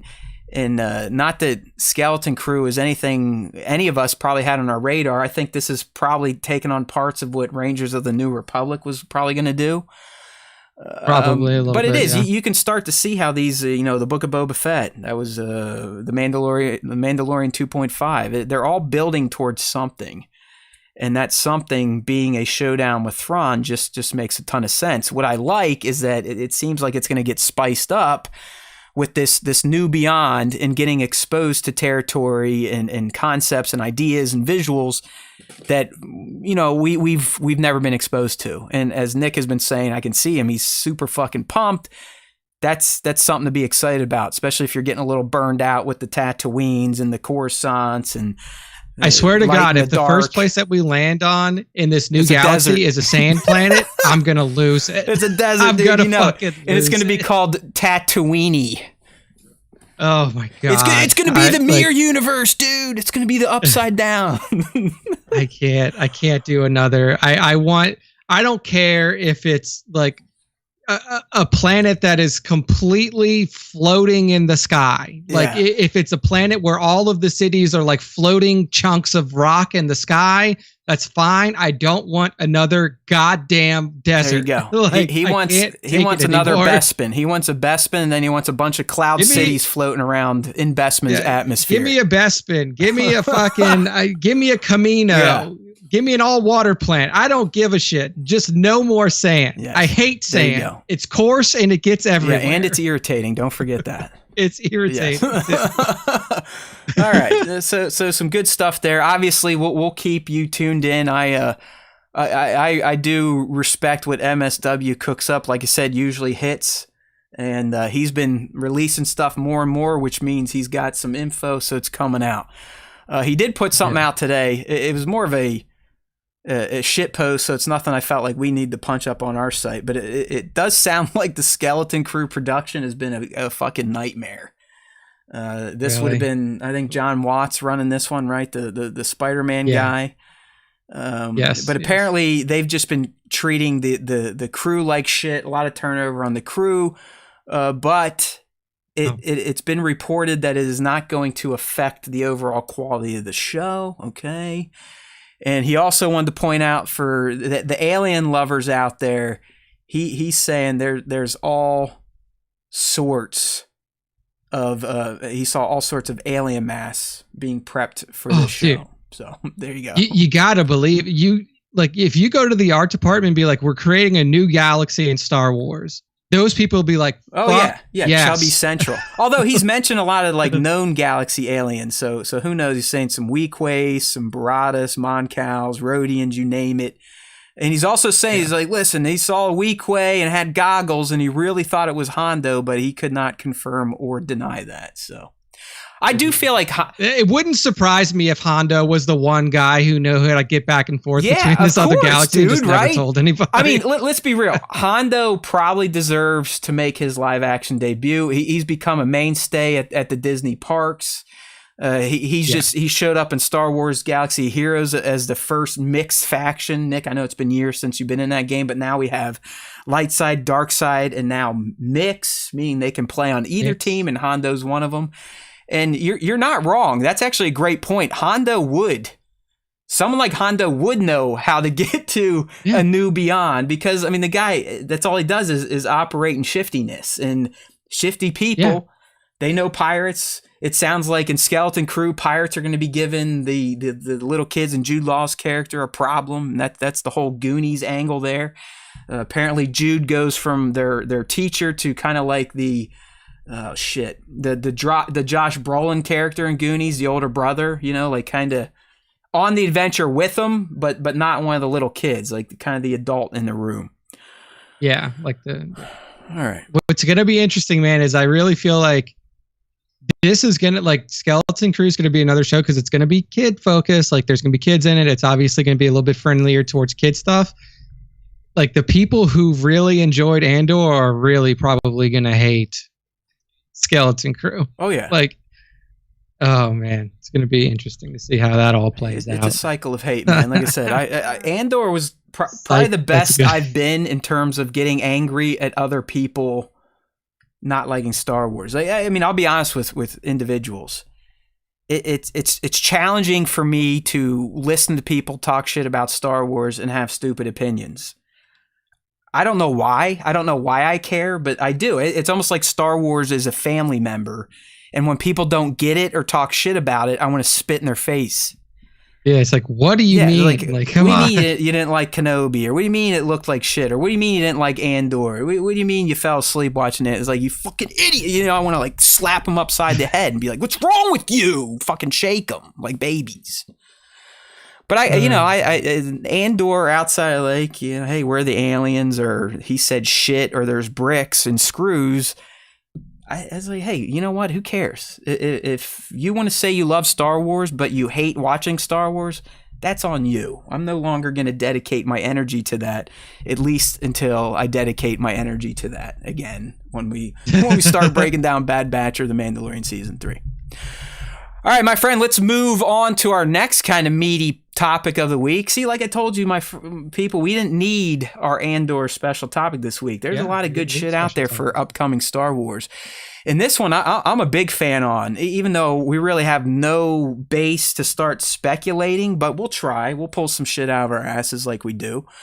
But thanks to Splash News and Daily Mail, we are getting our first looks at the Acolyte, in particular We got Amanda Stenberg's character in costume, Lee Jung-jae, Dean Charles Chapman, and they're saying it was Daphne Keene, and I disagree, but we'll see what Nick has to say.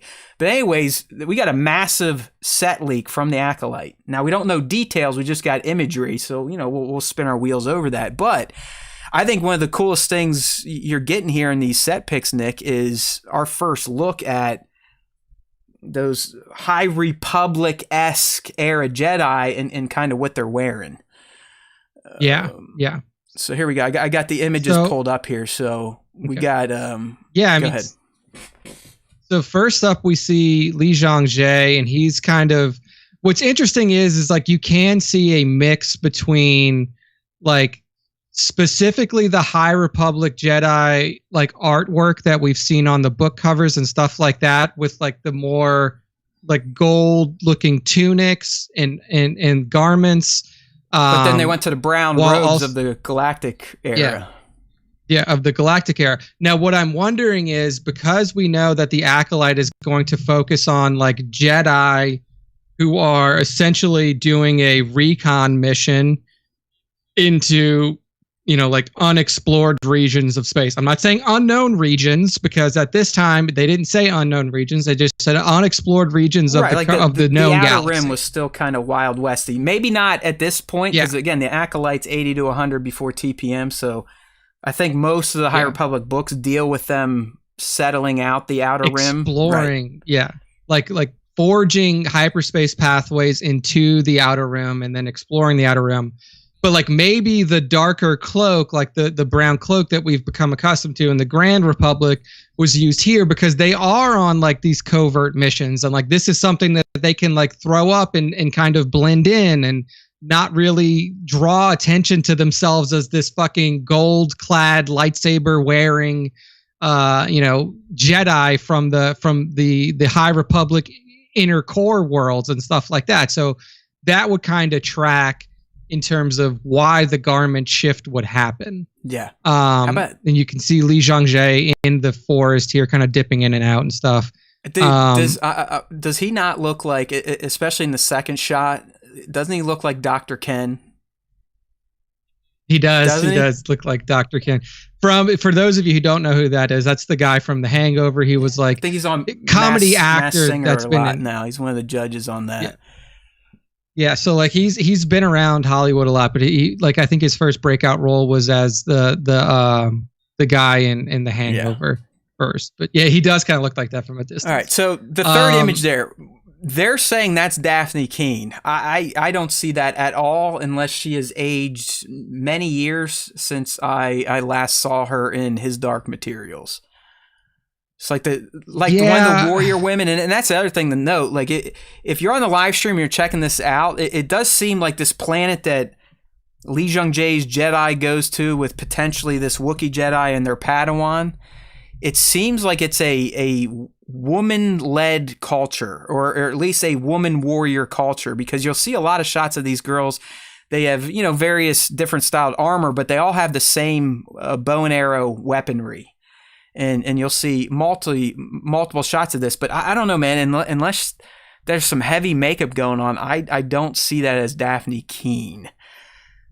Yeah, I mean, you can definitely tell that there's heavy makeup going on. I mean, I haven't seen Daphne Keene in anything since fucking Logan. Since Logan. Yeah, so I really don't know what she looks like now. I'm trying to like scroll through her IMDb and see maybe.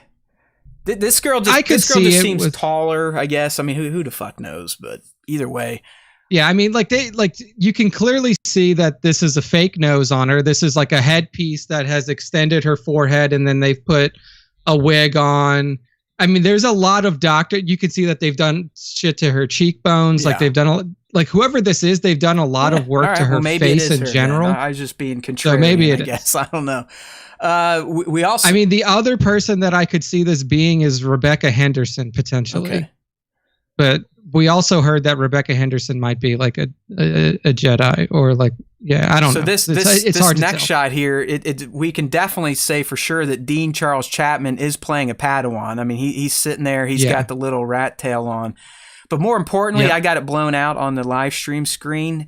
You can see Amanda's character getting work on right there, and she is in no Yeah. Jedi gear at all, Nick. So I do think we can now say with 100% fact that the synopsis truly meant she has left the Order. She is no longer his Padawan, because I mean, she's not dressed up in the garb, and it's almost like she's been either living with these people and helping to protect them or hiding out with them, and her Jedi brethren have returned to gather her or get some insights, something like that.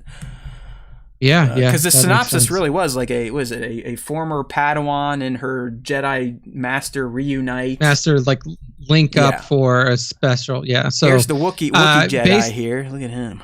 Wookiee Jedi, man, That's like I awesome. was saying before, and you can kind of see like right off to the side of the screen too, a female Zabrak warrior that we'll see again a little bit further down. The but Zabrak, like, I think, is someone the women are protecting.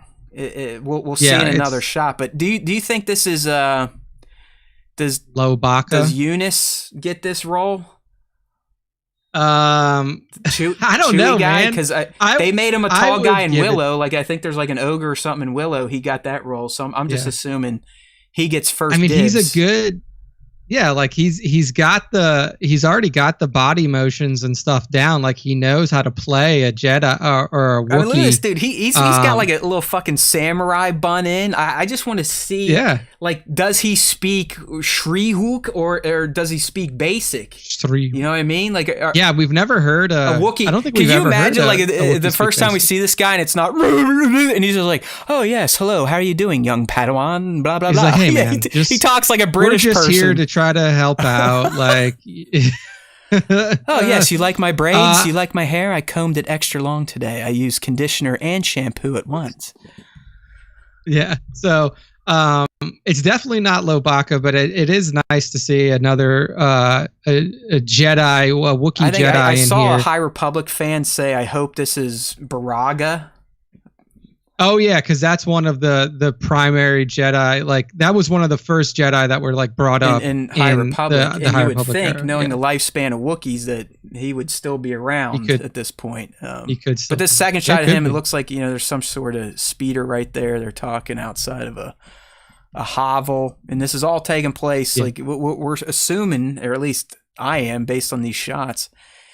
I feel like it's some sort of village of female warriors, and like I said, here's the shot I was talking about, Nick. You see this Zabrak.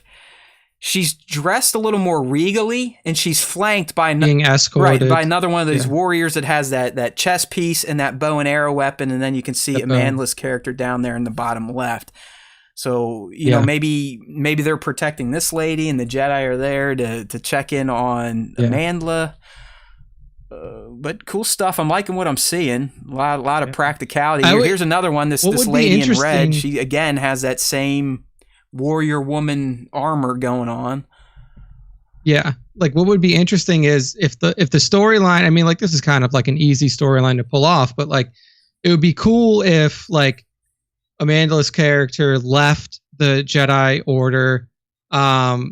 They linked up with this society on whatever planet that they're on. The first thing that I said that came to my mind when I was talking to Matt offline was this looks like the planet where the remnants of Death Star 2 were in Tross. Like if you remember, I can't remember her character's name anymore. Janna, yes, Janna.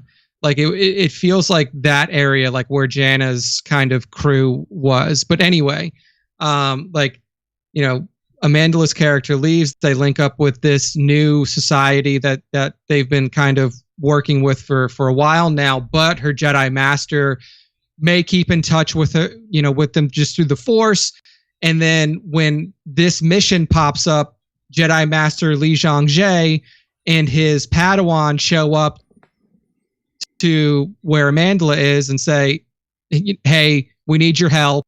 And then before Amanda can go off and help them, Li Zhangje and then his Padawan have to help them with some issue that's going on in their society. And then Amanda is free to go wherever. Yeah, it's you know, I they're I needed. like how this this series is fairly secretive, and like you said, it's dabbling in what you want, the unknown, the unseen. So they can kind of do whatever the fuck they want. But it's weird. Like, is Amanda, is she going to be the Acolyte? Is Daphne going to be the Acolyte? Who is going to be the Sith that infiltrates the Jedi? Is it through these Jedi we're seeing here? Does the Wookiee let his guard down? Does Li Jung let his guard down? Is Amanda the one? I don't know. I mean, she's clearly not decked out in the gear anymore. Is she the one? Is she the Neo of this series? She's the first chosen one. Yes, she is the chosen. But I like it. Like I said, I like what I'm seeing. It feels like years. Well, it's been at least a year and many months since we've seen set picks. I always like getting set picks because to me they don't necessarily spoil. They kind of allow you to speculate a bit more and have an idea. Context, put things into perspective. Right. You know? So I'm digging. I've just noticed I'm talking so far off mic. I can't wait to hear what this episode sounds like. You sounded pretty good in my ears. All right, well, hey, that's all that matters. You Finally. assholes listening to live stream and on the podcast. Sorry about that, but for some reason today I've got a real nasty gangster lean in my throne. But yeah, you can check out if you haven't seen it yet. We got the post with all the pictures, and I put in some comments in there, some thoughts on there on Star Wars Time. .net, but yeah, it's looking good, and I just hope this series doesn't get the nonsense bullshit that I know it's going to get when it comes out because of who's running it and the color of the people in it, the gender of the people in it. It's going to be behind the eight ball for a lot of the troglodyte fans out there, but as I said earlier, who gives a fuck? Who gives a shit?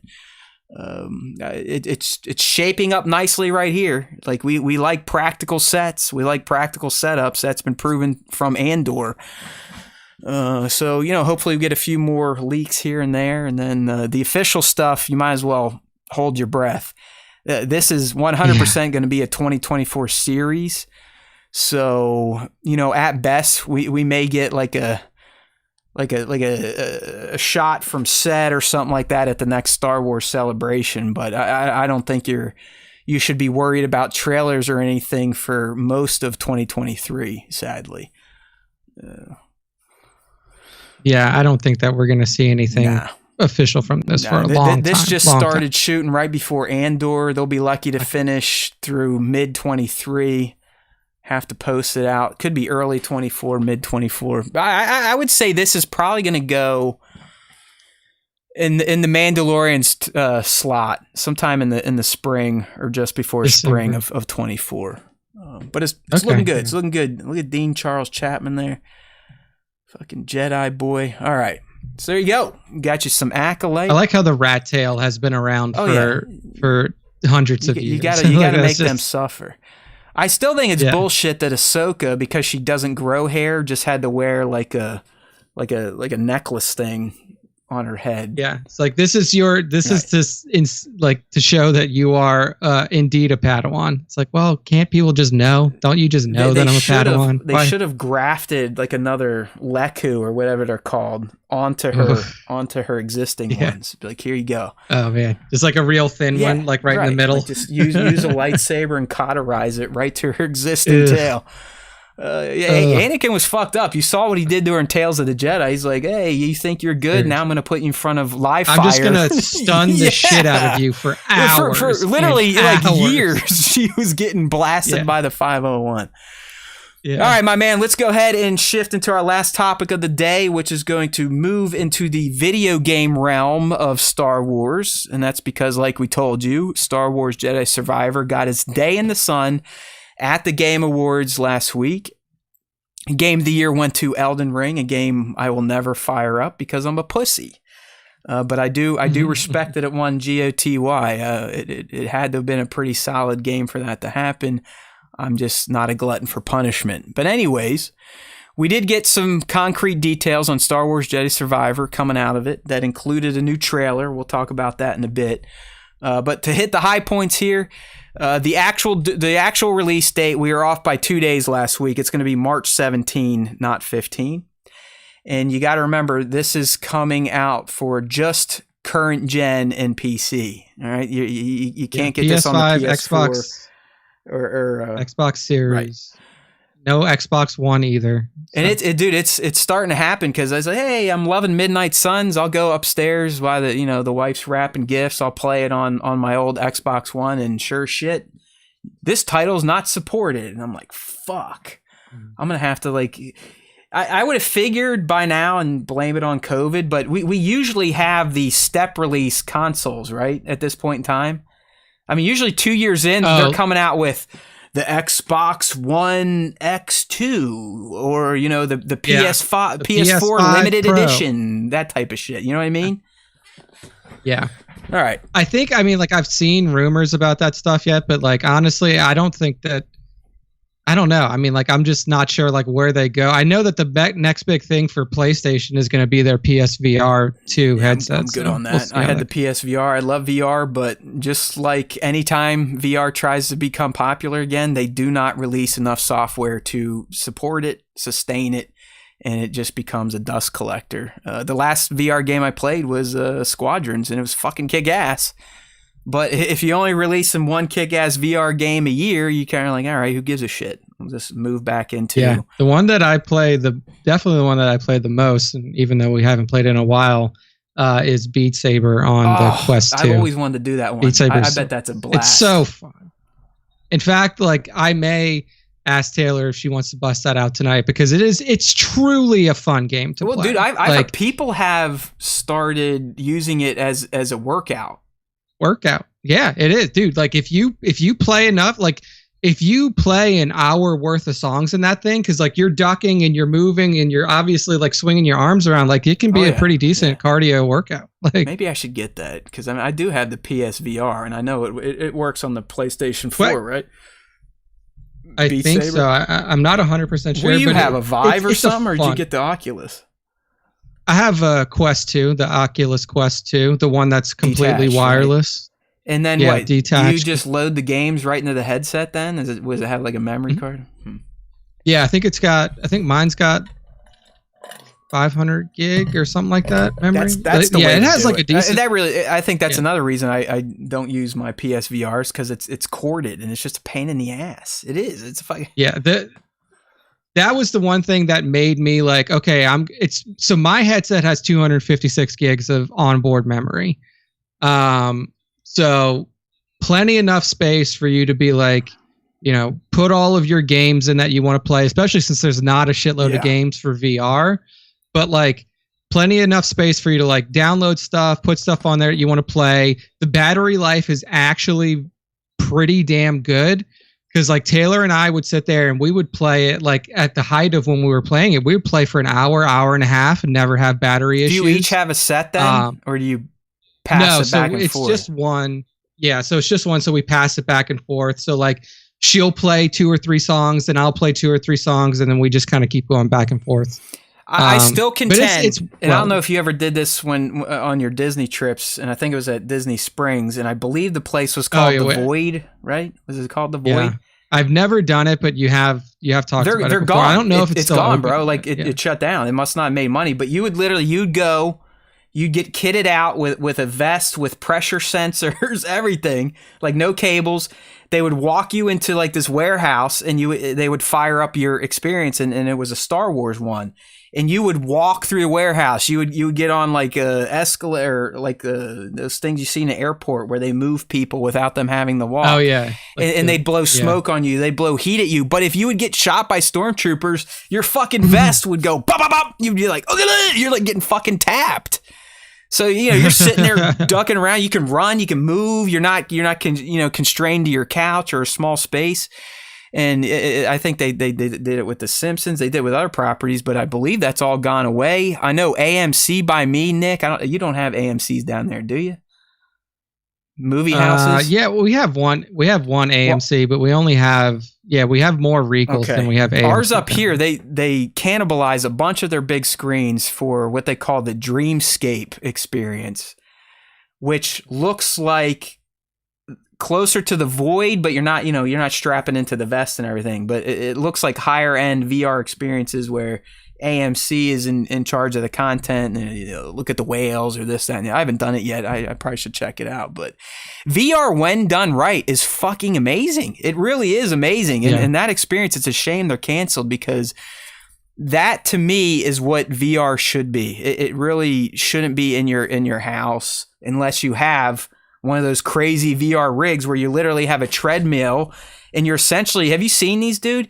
You're like, they have them at malls and arcades sometimes. Yeah, you're like strapped in the NASA shit to where you can run, move, twist, turn in all directions, but your body doesn't physically move a location. So you could sit your fat ass in front of your TV and be like running on a fucking treadmill or jumping and doing all that stuff, but feeling like you're actually moving in the game. That's VR. Like I truly think you need your whole body involved to really kind of pay off on that experience and to keep it very addicting. Otherwise, all the cables and all the nuance, it weighs you down. It becomes a pain in the ass. Okay, we were talking about something. Jedi Survivor. All right, so comes out on March 17. Oh, yes. I'd recommend pre-ordering, because if you pre-order it, you get the Obi-Wan Kenobi skin. It doesn't cost you. You might as well just do it. There is going to be a deluxe and standard versions, but it's really just a bunch of cosmetic filler for the most part between the two. You got like there's a Han Solo kit, there's a Luke Skywalker Yavin Celebration kit, and then like I said, the aforementioned Obi-Wan Kenobi kit. But in terms of the trailer, we got some stuff to look at. It was another one where I don't really feel like it gave too much away at all. And we already read the news synopsis, right? The story of Cal Kestis continues in Survivor, a third person, blah, blah, blah, blah, blah, blah, blah, blah, blah, blah, 5 years after. Go Cal, go. All right, so I got some questions from the trailer, my own speculations. We'll see what we come up with here. Oh, shit. I deleted that. Oh, fuck. Oh, well, who cares? All right, who's the dude in the back to tank? It's not Starkiller, right? The guy in the back to tank. Yeah, who kind of opens the trailer with a voiceover and how his friends betrayed him, and Cal is obviously looking for him. I'm assuming Cal's looking for him based on, his Force tracker from the first game, right? That wasn't that his mission, to track down Force users based on that database. So I'm assuming. So from what I'm looking at, this guy is missing an arm, and someone locked him up in a back to tank. Yeah, I do not think that this is Starkiller. No. But hey, I would not be opposed to if they brought Starkiller back. I would. Yeah, I don't think it's Starkiller. Yeah, I mean, do you think the guy in the last it's not Starkiller? What do you think? Is it a Jedi that went goofy and got locked up here, or was it a Jedi or Force user that the Empire has been experimenting on and got left here? Because you can see around the back of the tank when he lists it, it looks like a fucking battle happened there, like with the Force, like the ground's all cracked and frayed. Yeah, I mean, you could see that nature is starting to break in. So clearly, like, this has been in disrepair for a while. I would imagine that it's a captured Jedi. Yeah, that was either being experimented on by the Empire or like tortured in some sort of way. Like I said, missing an arm. There's something that's like floating above his head, but I can't tell what that is. The face looks vaguely humanoid, but doesn't quite look human to me. Yeah, I mean, I don't want to say they're chiss looking, like they're not that blue, but they're that. You know what they look like? They look like that blue race from Destiny. I forget what they're called, but the blue people in Destiny. The Risen, something like that. I know who you're talking about. Don't they look like that a little bit? Or yeah, this person? They definitely do. Hey, maybe he's missing an arm because Palpatine likes collecting body parts of Force people, and that's what I was where his arm's at. Maybe they like cut off his arm for like use in their experimentation and stuff like that. But I would imagine that the only way he's going to get here is via this little tracker that he's holding. So. There's new Cal, right? Loses the poncho, grows a beard, looks a little more grizzly. scarred, little scars. Yeah. All right, Black Series Clips is And saying then- some online have said there are gold lines on his tunic that look like High Republic. Hey, that wouldn't be bad. I mean, Nick is right. Like Disney, they're creating their playgrounds to play in, but we also have to through line them into existing Star Wars. We're going to get that through the Acolyte, but I don't mind that. I wouldn't mind like a centuries-year-old Force user being locked up somewhere. Hey, yeah. I'm down with that. But there's our boy, Mr. Milquetoast. Maybe he'll get better this time around. He's going to have new allies. So the next screen we're looking at here, this is Bodhi Acuna, who is just... Bodhi? Yeah, just... I'm guessing this is going to be someone on the ship with Cal for most of the game because it looks like... what's her name? Siri? Is it Siri or Sari? C-E-R-E? Junda? The black lady? Seer. I think it was just Seer. Yeah, because it looks like she's set up shop somewhere and is almost rebuilding a Jedi archive. Jedi archive, sort, right? Yeah, yeah. This almost looks like it's on the it's on the same planet that like the final, like where that big ass spire opened and like where you would do your. I think that's the first planet, right? Where the archive is at.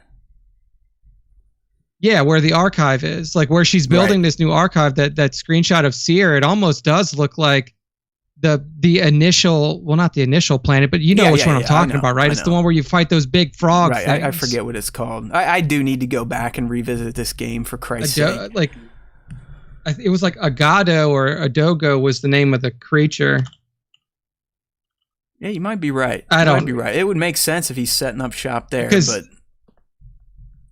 Yeah, because that was like, because the interior of a lot of those buildings in there looked very similar to what the interior of this looks like now. Did she shave her head and get a bunch of tattoos in between games? I think so. Yes, seems like it. She definitely seems like she's embracing her Jedi side much more. It's much more open now thanks to Cal. Yeah, definitely. All right, and then clearly, Nick, these seem to be the big bads, and if you notice. The dude holding what is being described as an important device, even though it looks like a fucking Jedi communicator to me. But does he not look like the same race as the dude in the fucking tank? Or is that the dude in the tank? That's what's kind of hard to track here is like I can see what people are saying about the High Republic style ropes because it is like very gold. I'd argue that guy's missing an arm in this screenshot. Yeah, I mean, it could be that guy. And I will say, if you go back to that first screenshot, Cal is holding up something that looks almost exactly like what that guy's holding in his hands. Like a wayfinder. Yeah, you're right. Look at that. Let me zoom in here. It almost looks like those, like the spot where it's glowing on there kind of like opens up a little bit. It's almost like I think you're right. I think you're right. Yeah.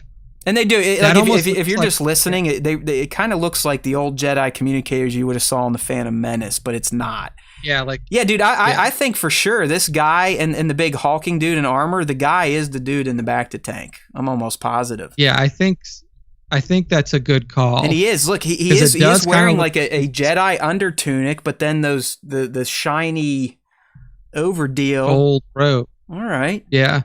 And look at his skin. Like his skin is clearly a very gray color. Yeah, no. His eyes are so light blue that it's almost like that's like how your eyes develop. I think when you're in very low light environments because it lets in like your lighter colored eyes would let in more light. That's gotta be the guy. So it's almost like Cal's gonna let this fucking terror free, and then it's gonna be the bane of his existence. Because I've heard the dude in the armor here. I've heard is almost invincible.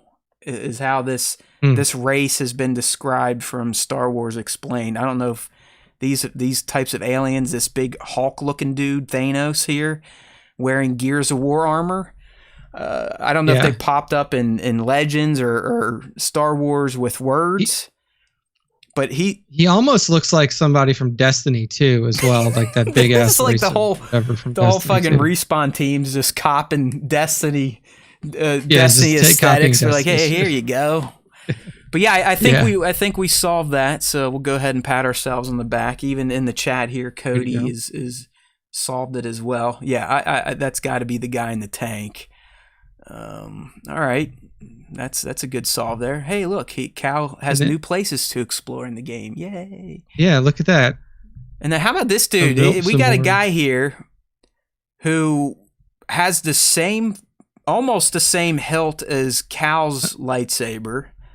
It's Yes, a that's what I was going for. yellow-orange blade, and him and Cal are dueling. So, what the fuck is this? Like, is this a Yes. Force user? I mean, is this this- like a wannabe Inquisitor that just couldn't afford I the mean- official uniform, or what? It could definitely be another Force user. I mean, like if we think about it, this guy that's in the back to tank is probably like very weakened. And he like if he is a like a foil to Cal, or if he is like somebody that Cal's gonna have to deal with, he might need a suit like this because you can see he's like hooked up to respirators and stuff like this. It's essentially like a fucking hazmat Right. like bodysuit, Right, like to keep this guy Wat Tambor or alive. Plo Koon, something like that. Yeah. So like maybe this is the same guy that's in the other screenshot. This may be Tank Boy again, and he just needs this suit to like function in like a higher capacity. Even if it's not him, are you thinking that he somehow gets Cal's other hilt, and that's why Maybe, yeah, he's like got he- that? I don't know. It's Because it does look more like it looks like kind of rusted out. It definitely looks like it's been they're very similar neglected. lightsabers, and I forget if there's something special about Cal's lightsaber, but it would be weird if this was his in bow form, because why would you have two different color crystals?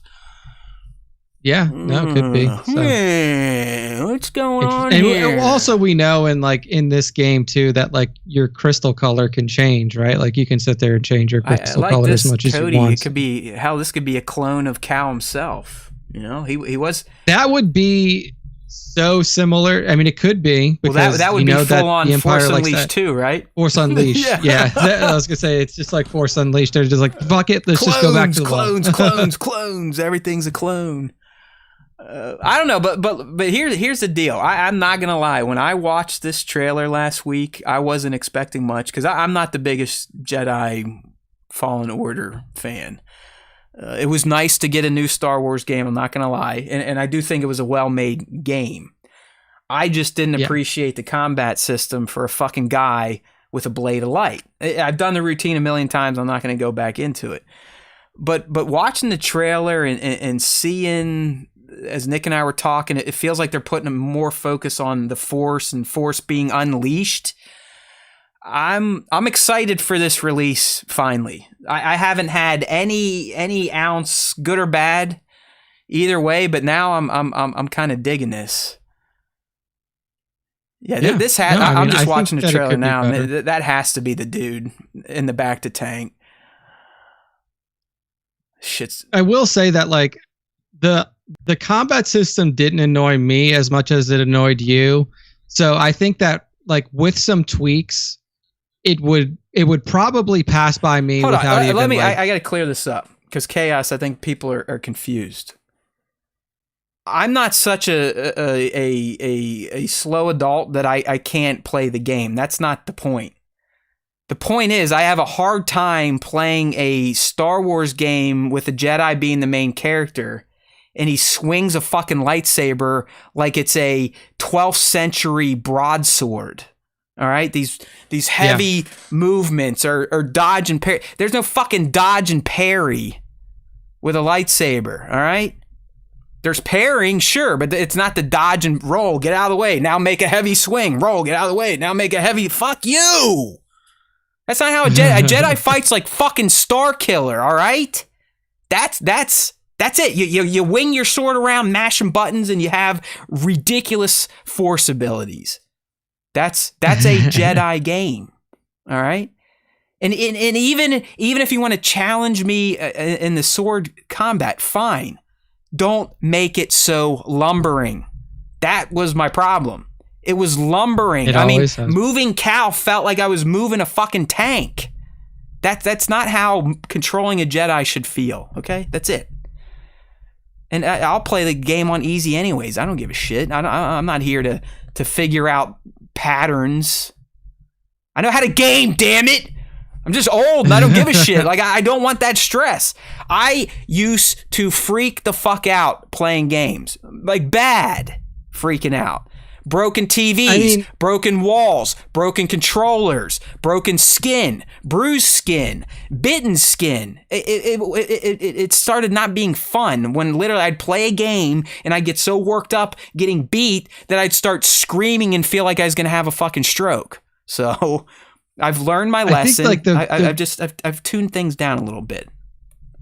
The big thing to me is like, if you look at the era that you're coming directly out of, and even how like Padawans and younglings were using their lightsabers during that time, like George Lucas's kid does a full ass backflip over somebody's head and then is just swinging his lightsaber around fast as fuck and killing, like deflecting bolts and killing fucking stormtroopers and stuff like that. And that he was, I don't even know if he was a full Padawan yet, but like, all like you see that kid doing that, literal kid doing that, and then you have like Cal Kestis, who is much older, trained probably more than Jet Lucas did, and he's swinging a lightsaber like it's a goddamn claymore.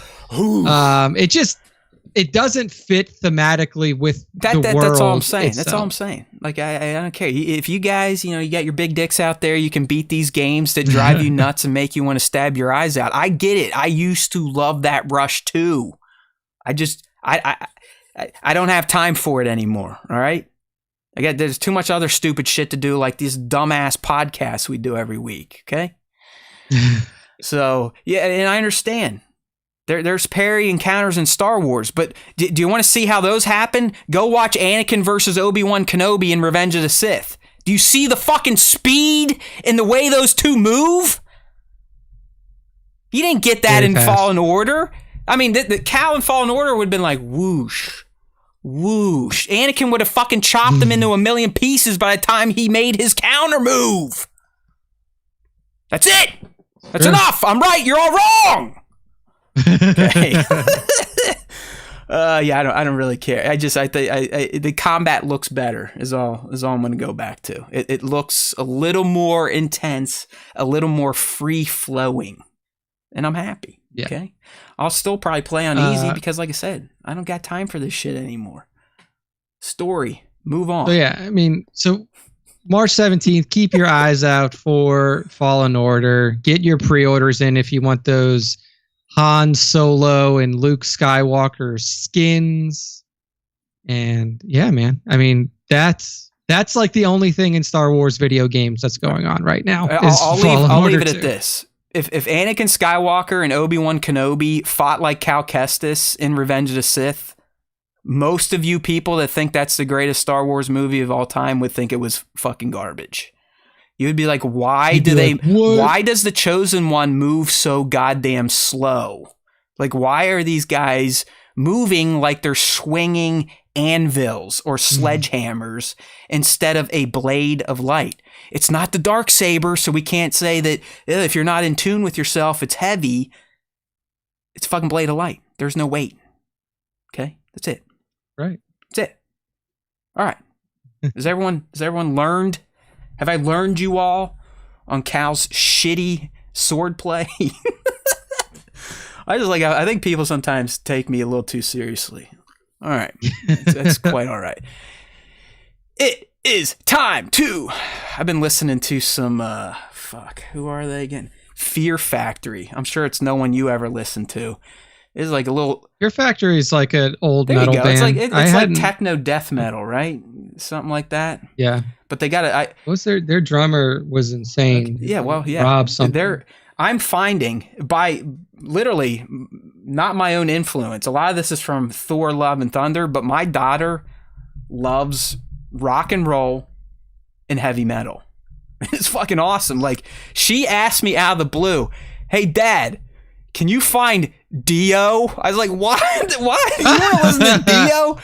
It's like, how do you know? It's who on Dio Thor: is? Love and 2, Thunder, and you know, she okay. has one of my old iPads, and because I'm a shitty dad, my iTunes account is signed in under me, so she can go and like listen to whatever she wants. Fucking Dr. Dre, it doesn't matter. Dad, I want to listen to Black Sabbath. Exactly. You know who Black Sabbath? She loves heavy metal, and I played Fear Factory for last week, and there's a song called T-1000. It's literally like, the machines are now alive. Do you have it in your... I mean, it's literally just, anytime I hear it, I want to fucking run through a brick wall, jump out a window, punch someone in the face, punch myself in the face. Like, I get so worked up with this type of music, and I'm finding my daughter's the same way, because now she's like, yo, let's put on T-1000, and she'll just sit there going, like, yeah, I'm doing something right or wrong. All right, dudes and dudettes, it's that time of the show to get into the fan segment. Even though we dedicate every show to our fans, we also got a full-on segment for you all to honor your love of Star Wars and sometimes your Star Wars art. But before we get to the art side, we're going to do the question of the week, which goes down every Tuesday on Instagram at Star Wars Time Show. Just make sure you're looking in our stories or our profile to find the question, and then all you gotta do is drop a comment. And if Instagram lets you see it, we'll see it, and then we'll talk about said comments on the show. So let's go ahead and get this week's question pulled up. We have moved away from our bread and butter and/or questions, and we are moving into ones that I kind of have to make up that sort of theme around the show's topics here. So this week, we posed the following question. What 2023 Star Wars TV series are you the most hyped for and why? Your options were Bad Batch, Mando, Ahsoka, Visions, and Skeleton Crew. Nick, I'll go ahead and start with the stories. First one here, yes. I believe, this is from our friend Kevin in the chat here, a.k.a. Bango something on Instagram. He's going with a three-way tie. Mando to see him claim the Mandalore throne, Ahsoka to see Thrawn, BB to see more Mount Tantus. So Kevin is definitely a scholar of written Star Wars, so he is smarter and more advanced than us. Yeah, indeed. Unless they're moving pictures like beep beep beep beep, I don't know. Like I just like I gotta like I keep saying this, and I even say this to Taylor because she's like, "Oh, why don't you bring a book with us on vacation or something like that?" And I was like, "Yeah, I'll bring one," and then I bring it and never fucking read it. So I just need to finish reading. Because I have 2 of the High Republic books, the first 2 of the High Republic books in the series. I got halfway through one and stopped, and now I have the whole to finish that, and I have a whole other book. Apparently, it's slapping for most people now, so it might not be a wasted effort anymore. Now that you've let the franchise or that era of the franchise stew a bit. So yeah, now you've got a fully developed era to explore. Kevin in here saying she's going to be spitting the M hook from Forgot About Dre. Yes. Well, guess what? One of her favorite things from 2022 was the Dr. Dre Super Bowl halftime performance, and she just put it on to watch by herself last weekend. Like we have it on Apple TV. She'll pull up the entire performance. She has her own dance routines, everything, and of course, Dad, when they start talking, he's got to throw in the swear words and not the clean version, like Snoop Dogg, motherfucker. Where she just looks at me like, "You are a piece of shit." It's like, yeah, exactly. Like, can't say that. It's gotten to the point, dude, where I get a little loopy on the weekends, and it's not like I'm cracked or anything. I'm kind of a goofy person. I don't like to. I'm not normal, as most of you have figured out by now. But it gets to a point where I'm already that type of dad where I grate on the kid because he's like, "Dad, sometimes you're just too goofy for me. Okay, you just get a little too crazy." He's like, "All right, I got you. I won't do it in front of your friends, but you're never gonna have a boring father. I can guarantee you that."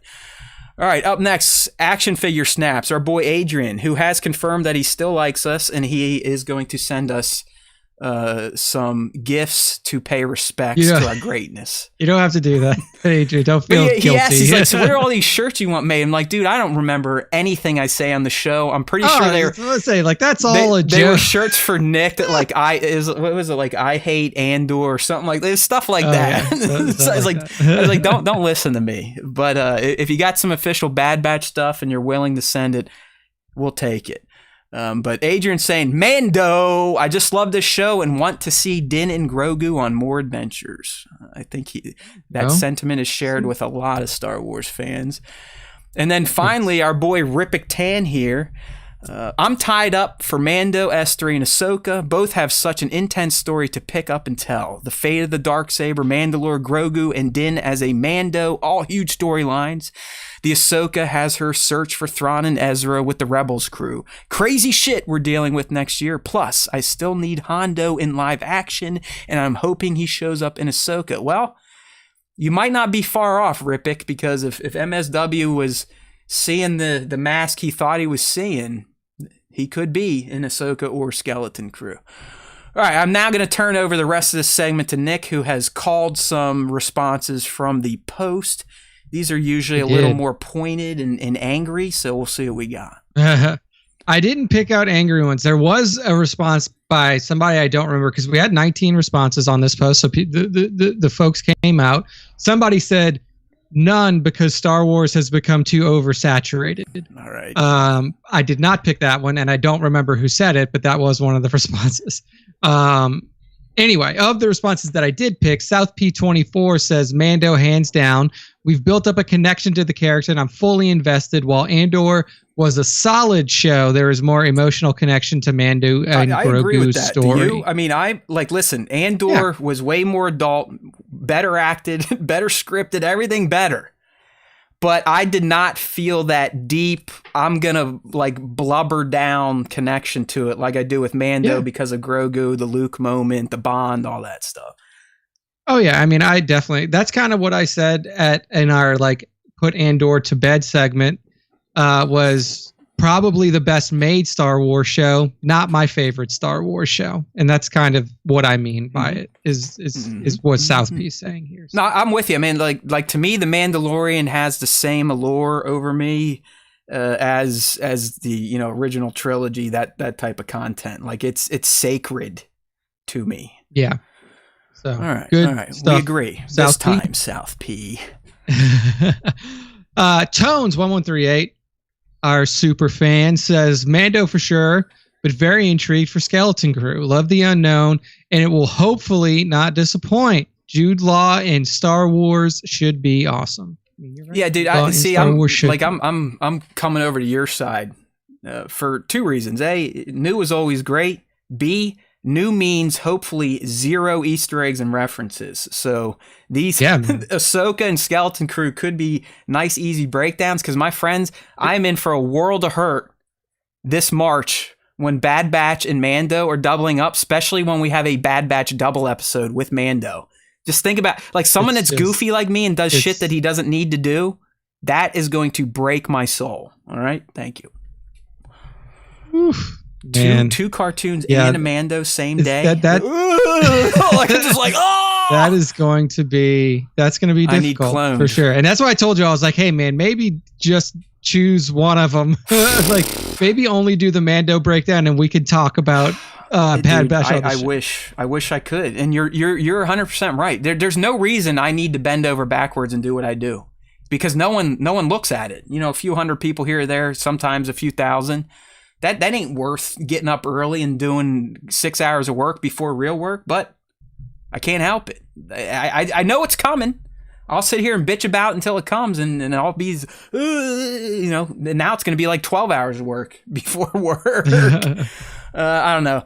I'm assuming I'm probably going to do Mando, work, and then Bad Batch. I think that's how this is going to go. I mean, there's still going to be very long Wednesdays, and Nick's sitting there laughing at me as he should. I need to figure out whatever Nick figured out, where he could just break himself away from his Star Wars fanboyism and just become kind of a normal person that talks about it one day a week.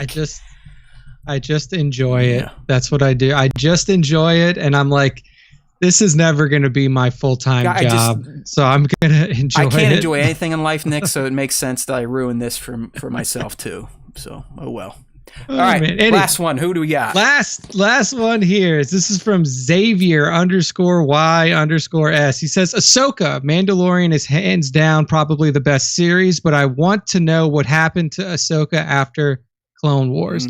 So for Xavier, if you did want to catch up on Ahsoka right after Clone Wars, make sure you watch Rebels because she plays a heavy part in that. I'd say Tales of the Jedi and then into Rebels. Tales of the Jedi. I don't think Ahsoka is going to spend a lot of time in like the immediate post Clone Wars timeline. You're going to be in the Mando timeline for Ahsoka. So yeah, definitely watch Tales of the Jedi if you haven't watched that yet. Very quick to get through. Watch Star Wars Rebels. You'll catch up on her there. And then obviously I'm assuming that you've seen her in Mando season 2 because you said Mando is your favorite series. I'm telling you, I feel like there's been a rebirth of 1/6 shooter to where I think he's becoming a bigger curmudgeon than even me because he just said, so everyone wants nostalgia callbacks and fan service over better storytelling. There's the winky. He hit us with the winky face. I love him, man. I love it. Hit him with it. Hey man. But the funny thing is he's right but then you'll have people when Mando comes back be like, oh, this is just a bunch of fan service. This fandom just fucking sucks, all right? You just got to get used to it, man. Star Wars fans want whatever is not available to them at the moment. If it's not their thing, then it blows. If it's their thing, it's great. But yeah, I like that one, Trevor. Thank you. Yeah. But hey, man. I love it. All right. What can I say? Right. I like seeing Obi-Wan Kenobi throw rocks at Darth Vader and then stand over him and be like, "Now I have the high ground, bitch." And I just love how fucking angry Star Wars fans are. It's so good. It's so good. Oh my god. I don't need to be in this unit. Like, I'm someone that has so much natural anger. It's not good that I play in a sandbox that is full of angry people. True. Dude, go do something. Move the show along. All right, top 5 time, everybody. It's time to move into our final part of the fan segment this week, and that is the top 5 Star Wars fan artist features of the week. This week we're running 12/5 through 12/12. And you can get involved in this segment by tagging us in your Star Wars photos at Star Wars Time Show, and then using the hashtag Star Wars Time Show on your posts as well. That will put them on Matt's radar. Matt will pick his favorites from the tags that week. And then from Matt's tags, I will pick my top 5. And that is how it works. What is wrong with me? Someone take me off. Someone stop it. No. I wish I had a producer here to cut my camera and everything. I can't I'm cheesing. I'm having a full-on cheese. I haven't had any medicine or anything. I don't even know. It's not even like Trevor's trying to be funny. I holy shit. And then I'm thinking about something I heard on Stern recently. Now I'm completely lost. But it was this bit where, oh fuck. Either way, it was a bit. They're doing something, and an Amish guy calls them. He's like, "Oh, I can't even believe I'm using a phone." Oh my god. This is a trust me, I'm having a show in my own head right now. That's why you just need to keep going.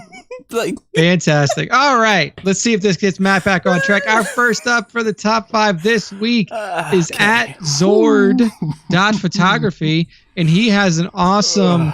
It's not it is kind of a scene recreation from Clone Wars season 7 where we see our good friends Ahsoka and Bo-Katan escorting the captured Maul out in the Tar Vizsla. What would it be, like sarcophagus they or whatever? Actually made. I think I'm back. All right, here we go. They explained very briefly in the final season of Clone Wars that these were essentially prison cells made for Jedi. Made for Jedi, yes. For Force users, yeah.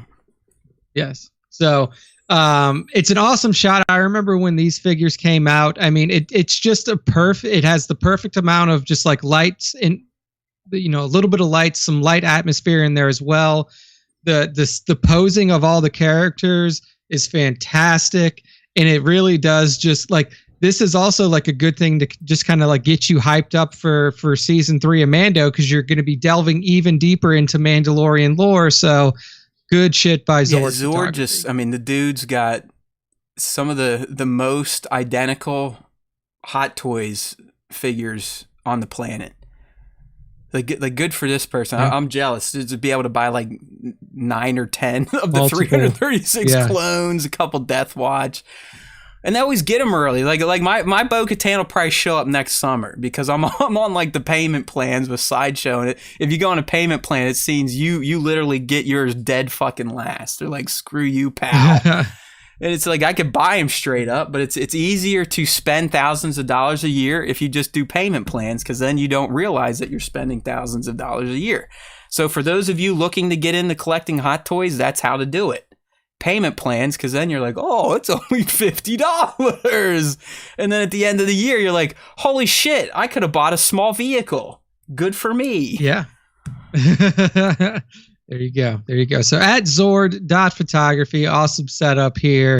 Make sure to give them a follow. Next up is tattoo artist at Cody _ I was Tweedy. very happy to see this again. And I think Cody's been in the stream. So Cody, I don't know if you've been listening, but you've got to do #tag Star Wars Time Show now. You can't even like just type @Star Wars Time Show. So use the hashtag, but do #tag Star Wars Time Show, because Instagram is making it a bitch to see posts that people just use the hashtag or just type @Star Wars Time Show in their caption. But I was pumped to finally to see that IG was allowing us to see a Cody Tweedy Star Wars tattoo again, Nick. So go ahead. What do we got here? It's some good stuff. So what we have here, this is clearly like an homage to the sequel trilogy. So what we see is like an American traditional style almost. That's what I would call it, at least. Obviously, I don't know too much about tattoos, but it gives me American traditional vibes. A rendering of Leia's lights. That's where we're at with this. Okay. Cool. So like Leia's lightsaber, and then kind of around it, you see Han's dice that Luke gave to her at the end of TLJ. You also see off to the side, you see a Porg that is almost wearing a Chewbacca style bandolier. Chewbacca's bandolier. You get to see some like a little X-wing off in the background there, some stars that are put in the side as well, and then some beautiful leaves that are just kind of in the background behind Leia's saber. It's a very well executed tattoo that really is kind of like an homage to the Han and Leia relationship it's that we see through the sequel trilogy. Do you see how this person's skin has reacted here? Like, you see how it's getting puffy where the dots are at? See, that's what I fear with my skin disease, is that. But that's once like right, like you're always swollen. Dude, I'm telling you, like, I could scratch my skin and I almost get like raised hives just from fingernails. No, that's what like Taylor has very similar reactions to, like, with her skin too. Like, probably not to the degree that you have, but like she does have like reactions to, like, if she like scratches her skin, or if like one of the animals like scratches her skin or something like that, it gets raised.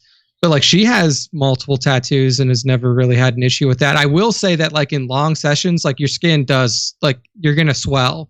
And like the tattoo artist will be able to say, like, okay, like, we can't go anymore right now because your skin's too sensitive and swollen, and then they'll just like schedule another session. All right, look at this. Red Arbor Tattoos and Fine Art joining here. I think that's where Cody's out of. Dots are fresh. And yeah, so the dots were added. Those are all new. Where the piece of art we're talking about has existed. Yeah, so there you go. So like the dots that you were calling out were new, and that's typically what happens, like, with new stuff. It's like a little swollen, little red, and then after I feel while, like if I got a tattoo, I would turn into the Michelin Man, like just like, or the State Puff Marshmallow. You just have to get Man. You have to start small. Start with a small tattoo, see how your skin reacts, and then move Cody on from said there. But anyway, if he's ever in the Midwest, or if I can ever get my fat ass to his shop, he would ink me up. So. And that would be the guy. So, I mean, Cody, like, clearly he's a Star Wars fan, specialty. But then can also translate it onto skin. And if I'm getting a Star Wars tattoo, I want it from a Star Wars fan. Hey man, look, right here on his Instagram recently, 14th annual Minneapolis Tattoo Arts Festival, January 6th through January 8th. Minnesota. Listen, I'm even developing a stupid ass Midwest accent now. God, I hate living in Ohio. Hey, he said that's still on the table. So, Nick, I don't know. One of these days with your big bucks, just fly my ass to Red Arbor Tattoos and let's get a tattoo together. We'll see. We'll expense the trip. Maybe because we make so much money over here. We'll expense this motherfucker. Oh yeah, 100%. All right. At Cody _Tweety. My man. One of the only tattooers that tags us. Hopefully, get some more friends to get us down. Hey, Ink Master's back. Maybe we'll get Cody on the next season of Ink Master. Let's go. Try to get him up there. Let's do it. All right. Next up, we have this fine piece of art here. Beautiful. At Uzuri Art, that's at UZURIART on Instagram, and it is a beautiful little homage to all of the Jedi, as Rey would say at the end of TROS. So what we see here is central figure in full color rendition is Rey hoisting the Skywalker family blade, and in the background behind her, all beautifully melded into the Jedi insignia, the Jedi logo, is Yoda, Obi-Wan Kenobi, Mace Windu, Luke Skywalker, Qui-Gon Jinn, Ayala Secura. Then you have on the left side, you have Anakin Skywalker, Ahsoka Tano. It's all the people that spoke during her moment, right? Yes, it was all the people that spoke during her moment. So all of them are there, and it's just it's a beautiful piece of artwork, like true artwork from Uzuri Art. Do you feel like this is a missed moment, Nick? A lot of people, and I think I'm one of them. Do you think they should have included some of the Force ghosts in that moment where she's like, "I am all the Jedi," and they're kind of behind her, or no? I do think that there should have been some sort of Force ghost representation, even if it was just Anakin, like Obi, and like people that like Anakin, Obi, and Luke, or something like that. Yeah, I mean, I think that would be like the perfect ones to show. I mean, Obi-Wan was in her first Force vision in The Force Awakens. Like that's he's literally saying, "Rey, you have taken your first steps. These are your first steps." And then they just, Obi-Wan, fuck him, who cares? It's like, yeah. Yay, the cat's back. So, you just saw this little lady before we went. She just stared at Nick and she's like, "Hey, meatbag, touch me," and just reached out and like she likes to, like when I'm not paying attention. She's like, "Hey, dickhead, down here, down here." I love cats. So beautiful work here at Uzuri Arts on Instagram. That's a tattoo right there. Yeah, Uzuri Art is just fucking just amazing artists, and they're amazing when our followers give art love when we feature it. Over 500 like likes that means this is fucking immaculate, because usually, as you can see with Cody's, if we veer from toy photography, even Lego photography sometimes bombs out, but the fact that Uzuri here just kicked ass even on our shitty feed just speaks volumes about their abilities. Just amazing. Good shit. All right. Next up in the top 5, we have Action Figure Snaps. We were just talking about them. With the boys in blue. Action Figure Snaps putting out some awesome work here. And what we see is Anakin flanked by his boys on the battlefield. And like this kind of reminds me of like a Sir Dork shot, because Action Figure Snaps has got the bokeh going. Yeah. It kind of reminds me a little bit of old Everything Kylo shots, very action oriented. I just think that Adrian here has done a fantastic job of making the fighting 501st look like they're fighting. Action, looked like they're fighting. Good stuff. Yeah, there. like I mean, it's a nice use of that Battlefront trooper, the blue guy. That's one I never got, and I think I am fully have broken myself of collecting Black Series. I have a stack sitting next to me from Kenobi. Haven't even opened them. No motivation to open them. I've been out at Targets and have seen stuff that you can't usually get, and I'm not getting them. So, Nick, I think I did it. I think I cut the Black Series from my life. One addiction. Right, but I still probably have close to 100 that I've collected over the past year and a half that need shot. So I still have that pressure to do something. Yeah. It's a sickness that I need help with. I mean, There are some days I come down here and see all my unopened shit, and I just want to put them in a laundry basket, put a sign on it that says like $1,000, and just post it and be like, listen, whoever claims this shit, whatever's in here, it's yours for $1,000. And you would be getting way more than $1,000 worth of toys that are brand new. They're just out of their boxes. Because I like killing value. You need to just go through and do another eBay.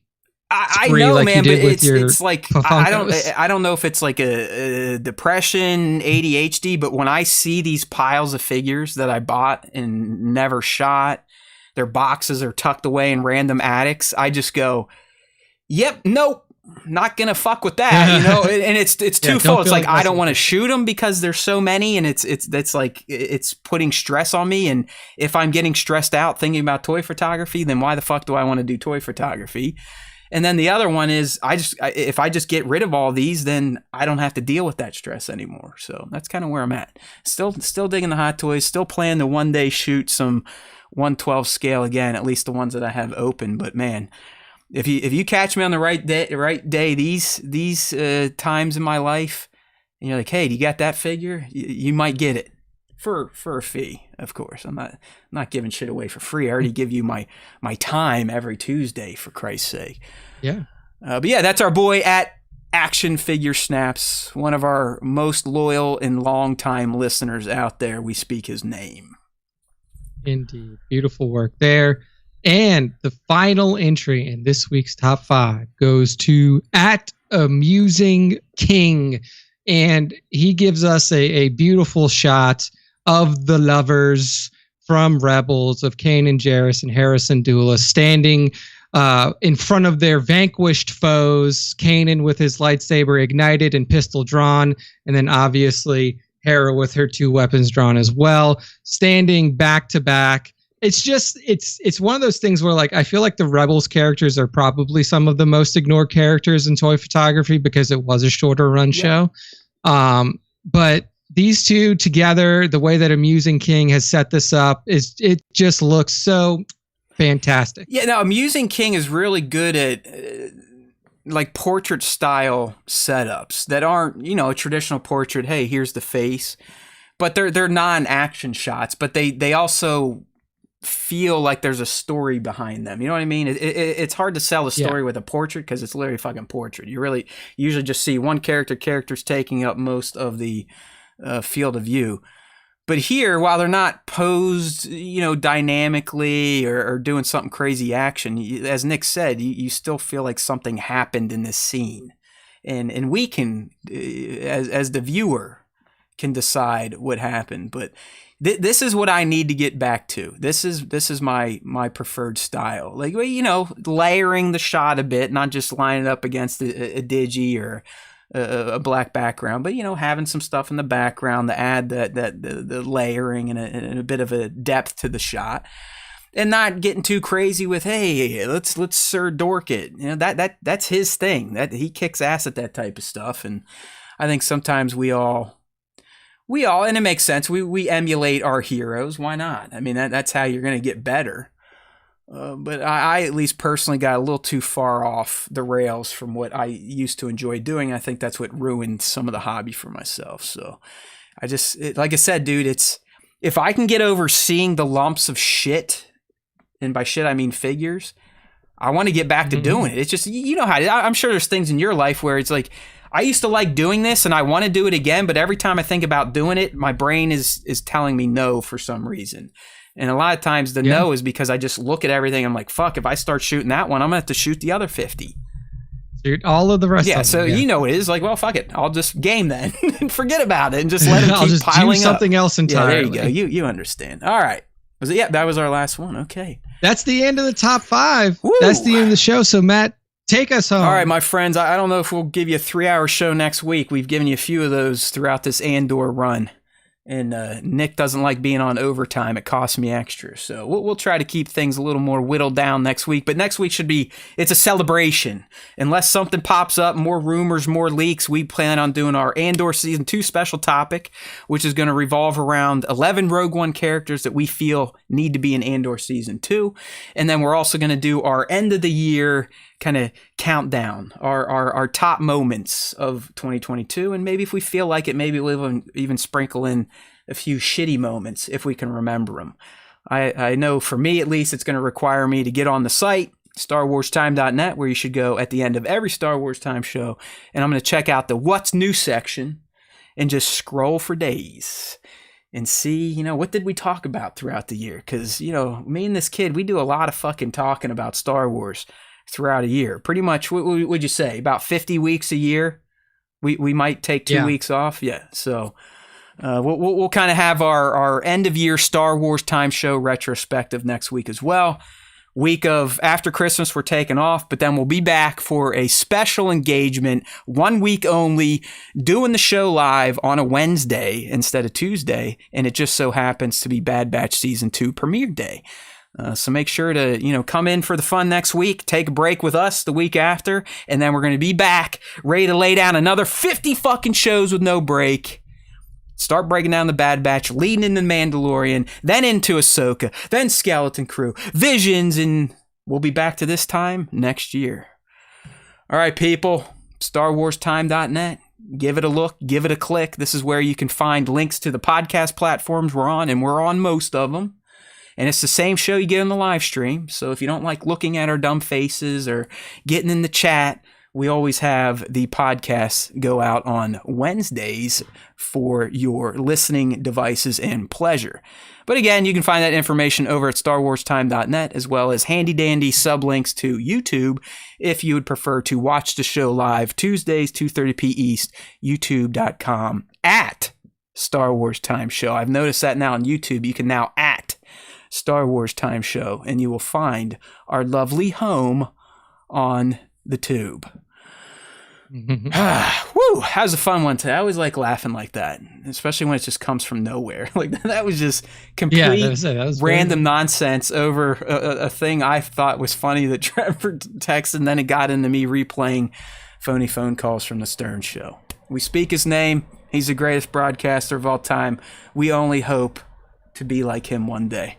All right, people, there's always time for Star Wars Time, and you know the deal. If you listen to the Star Wars Time show, the Force will be with you always.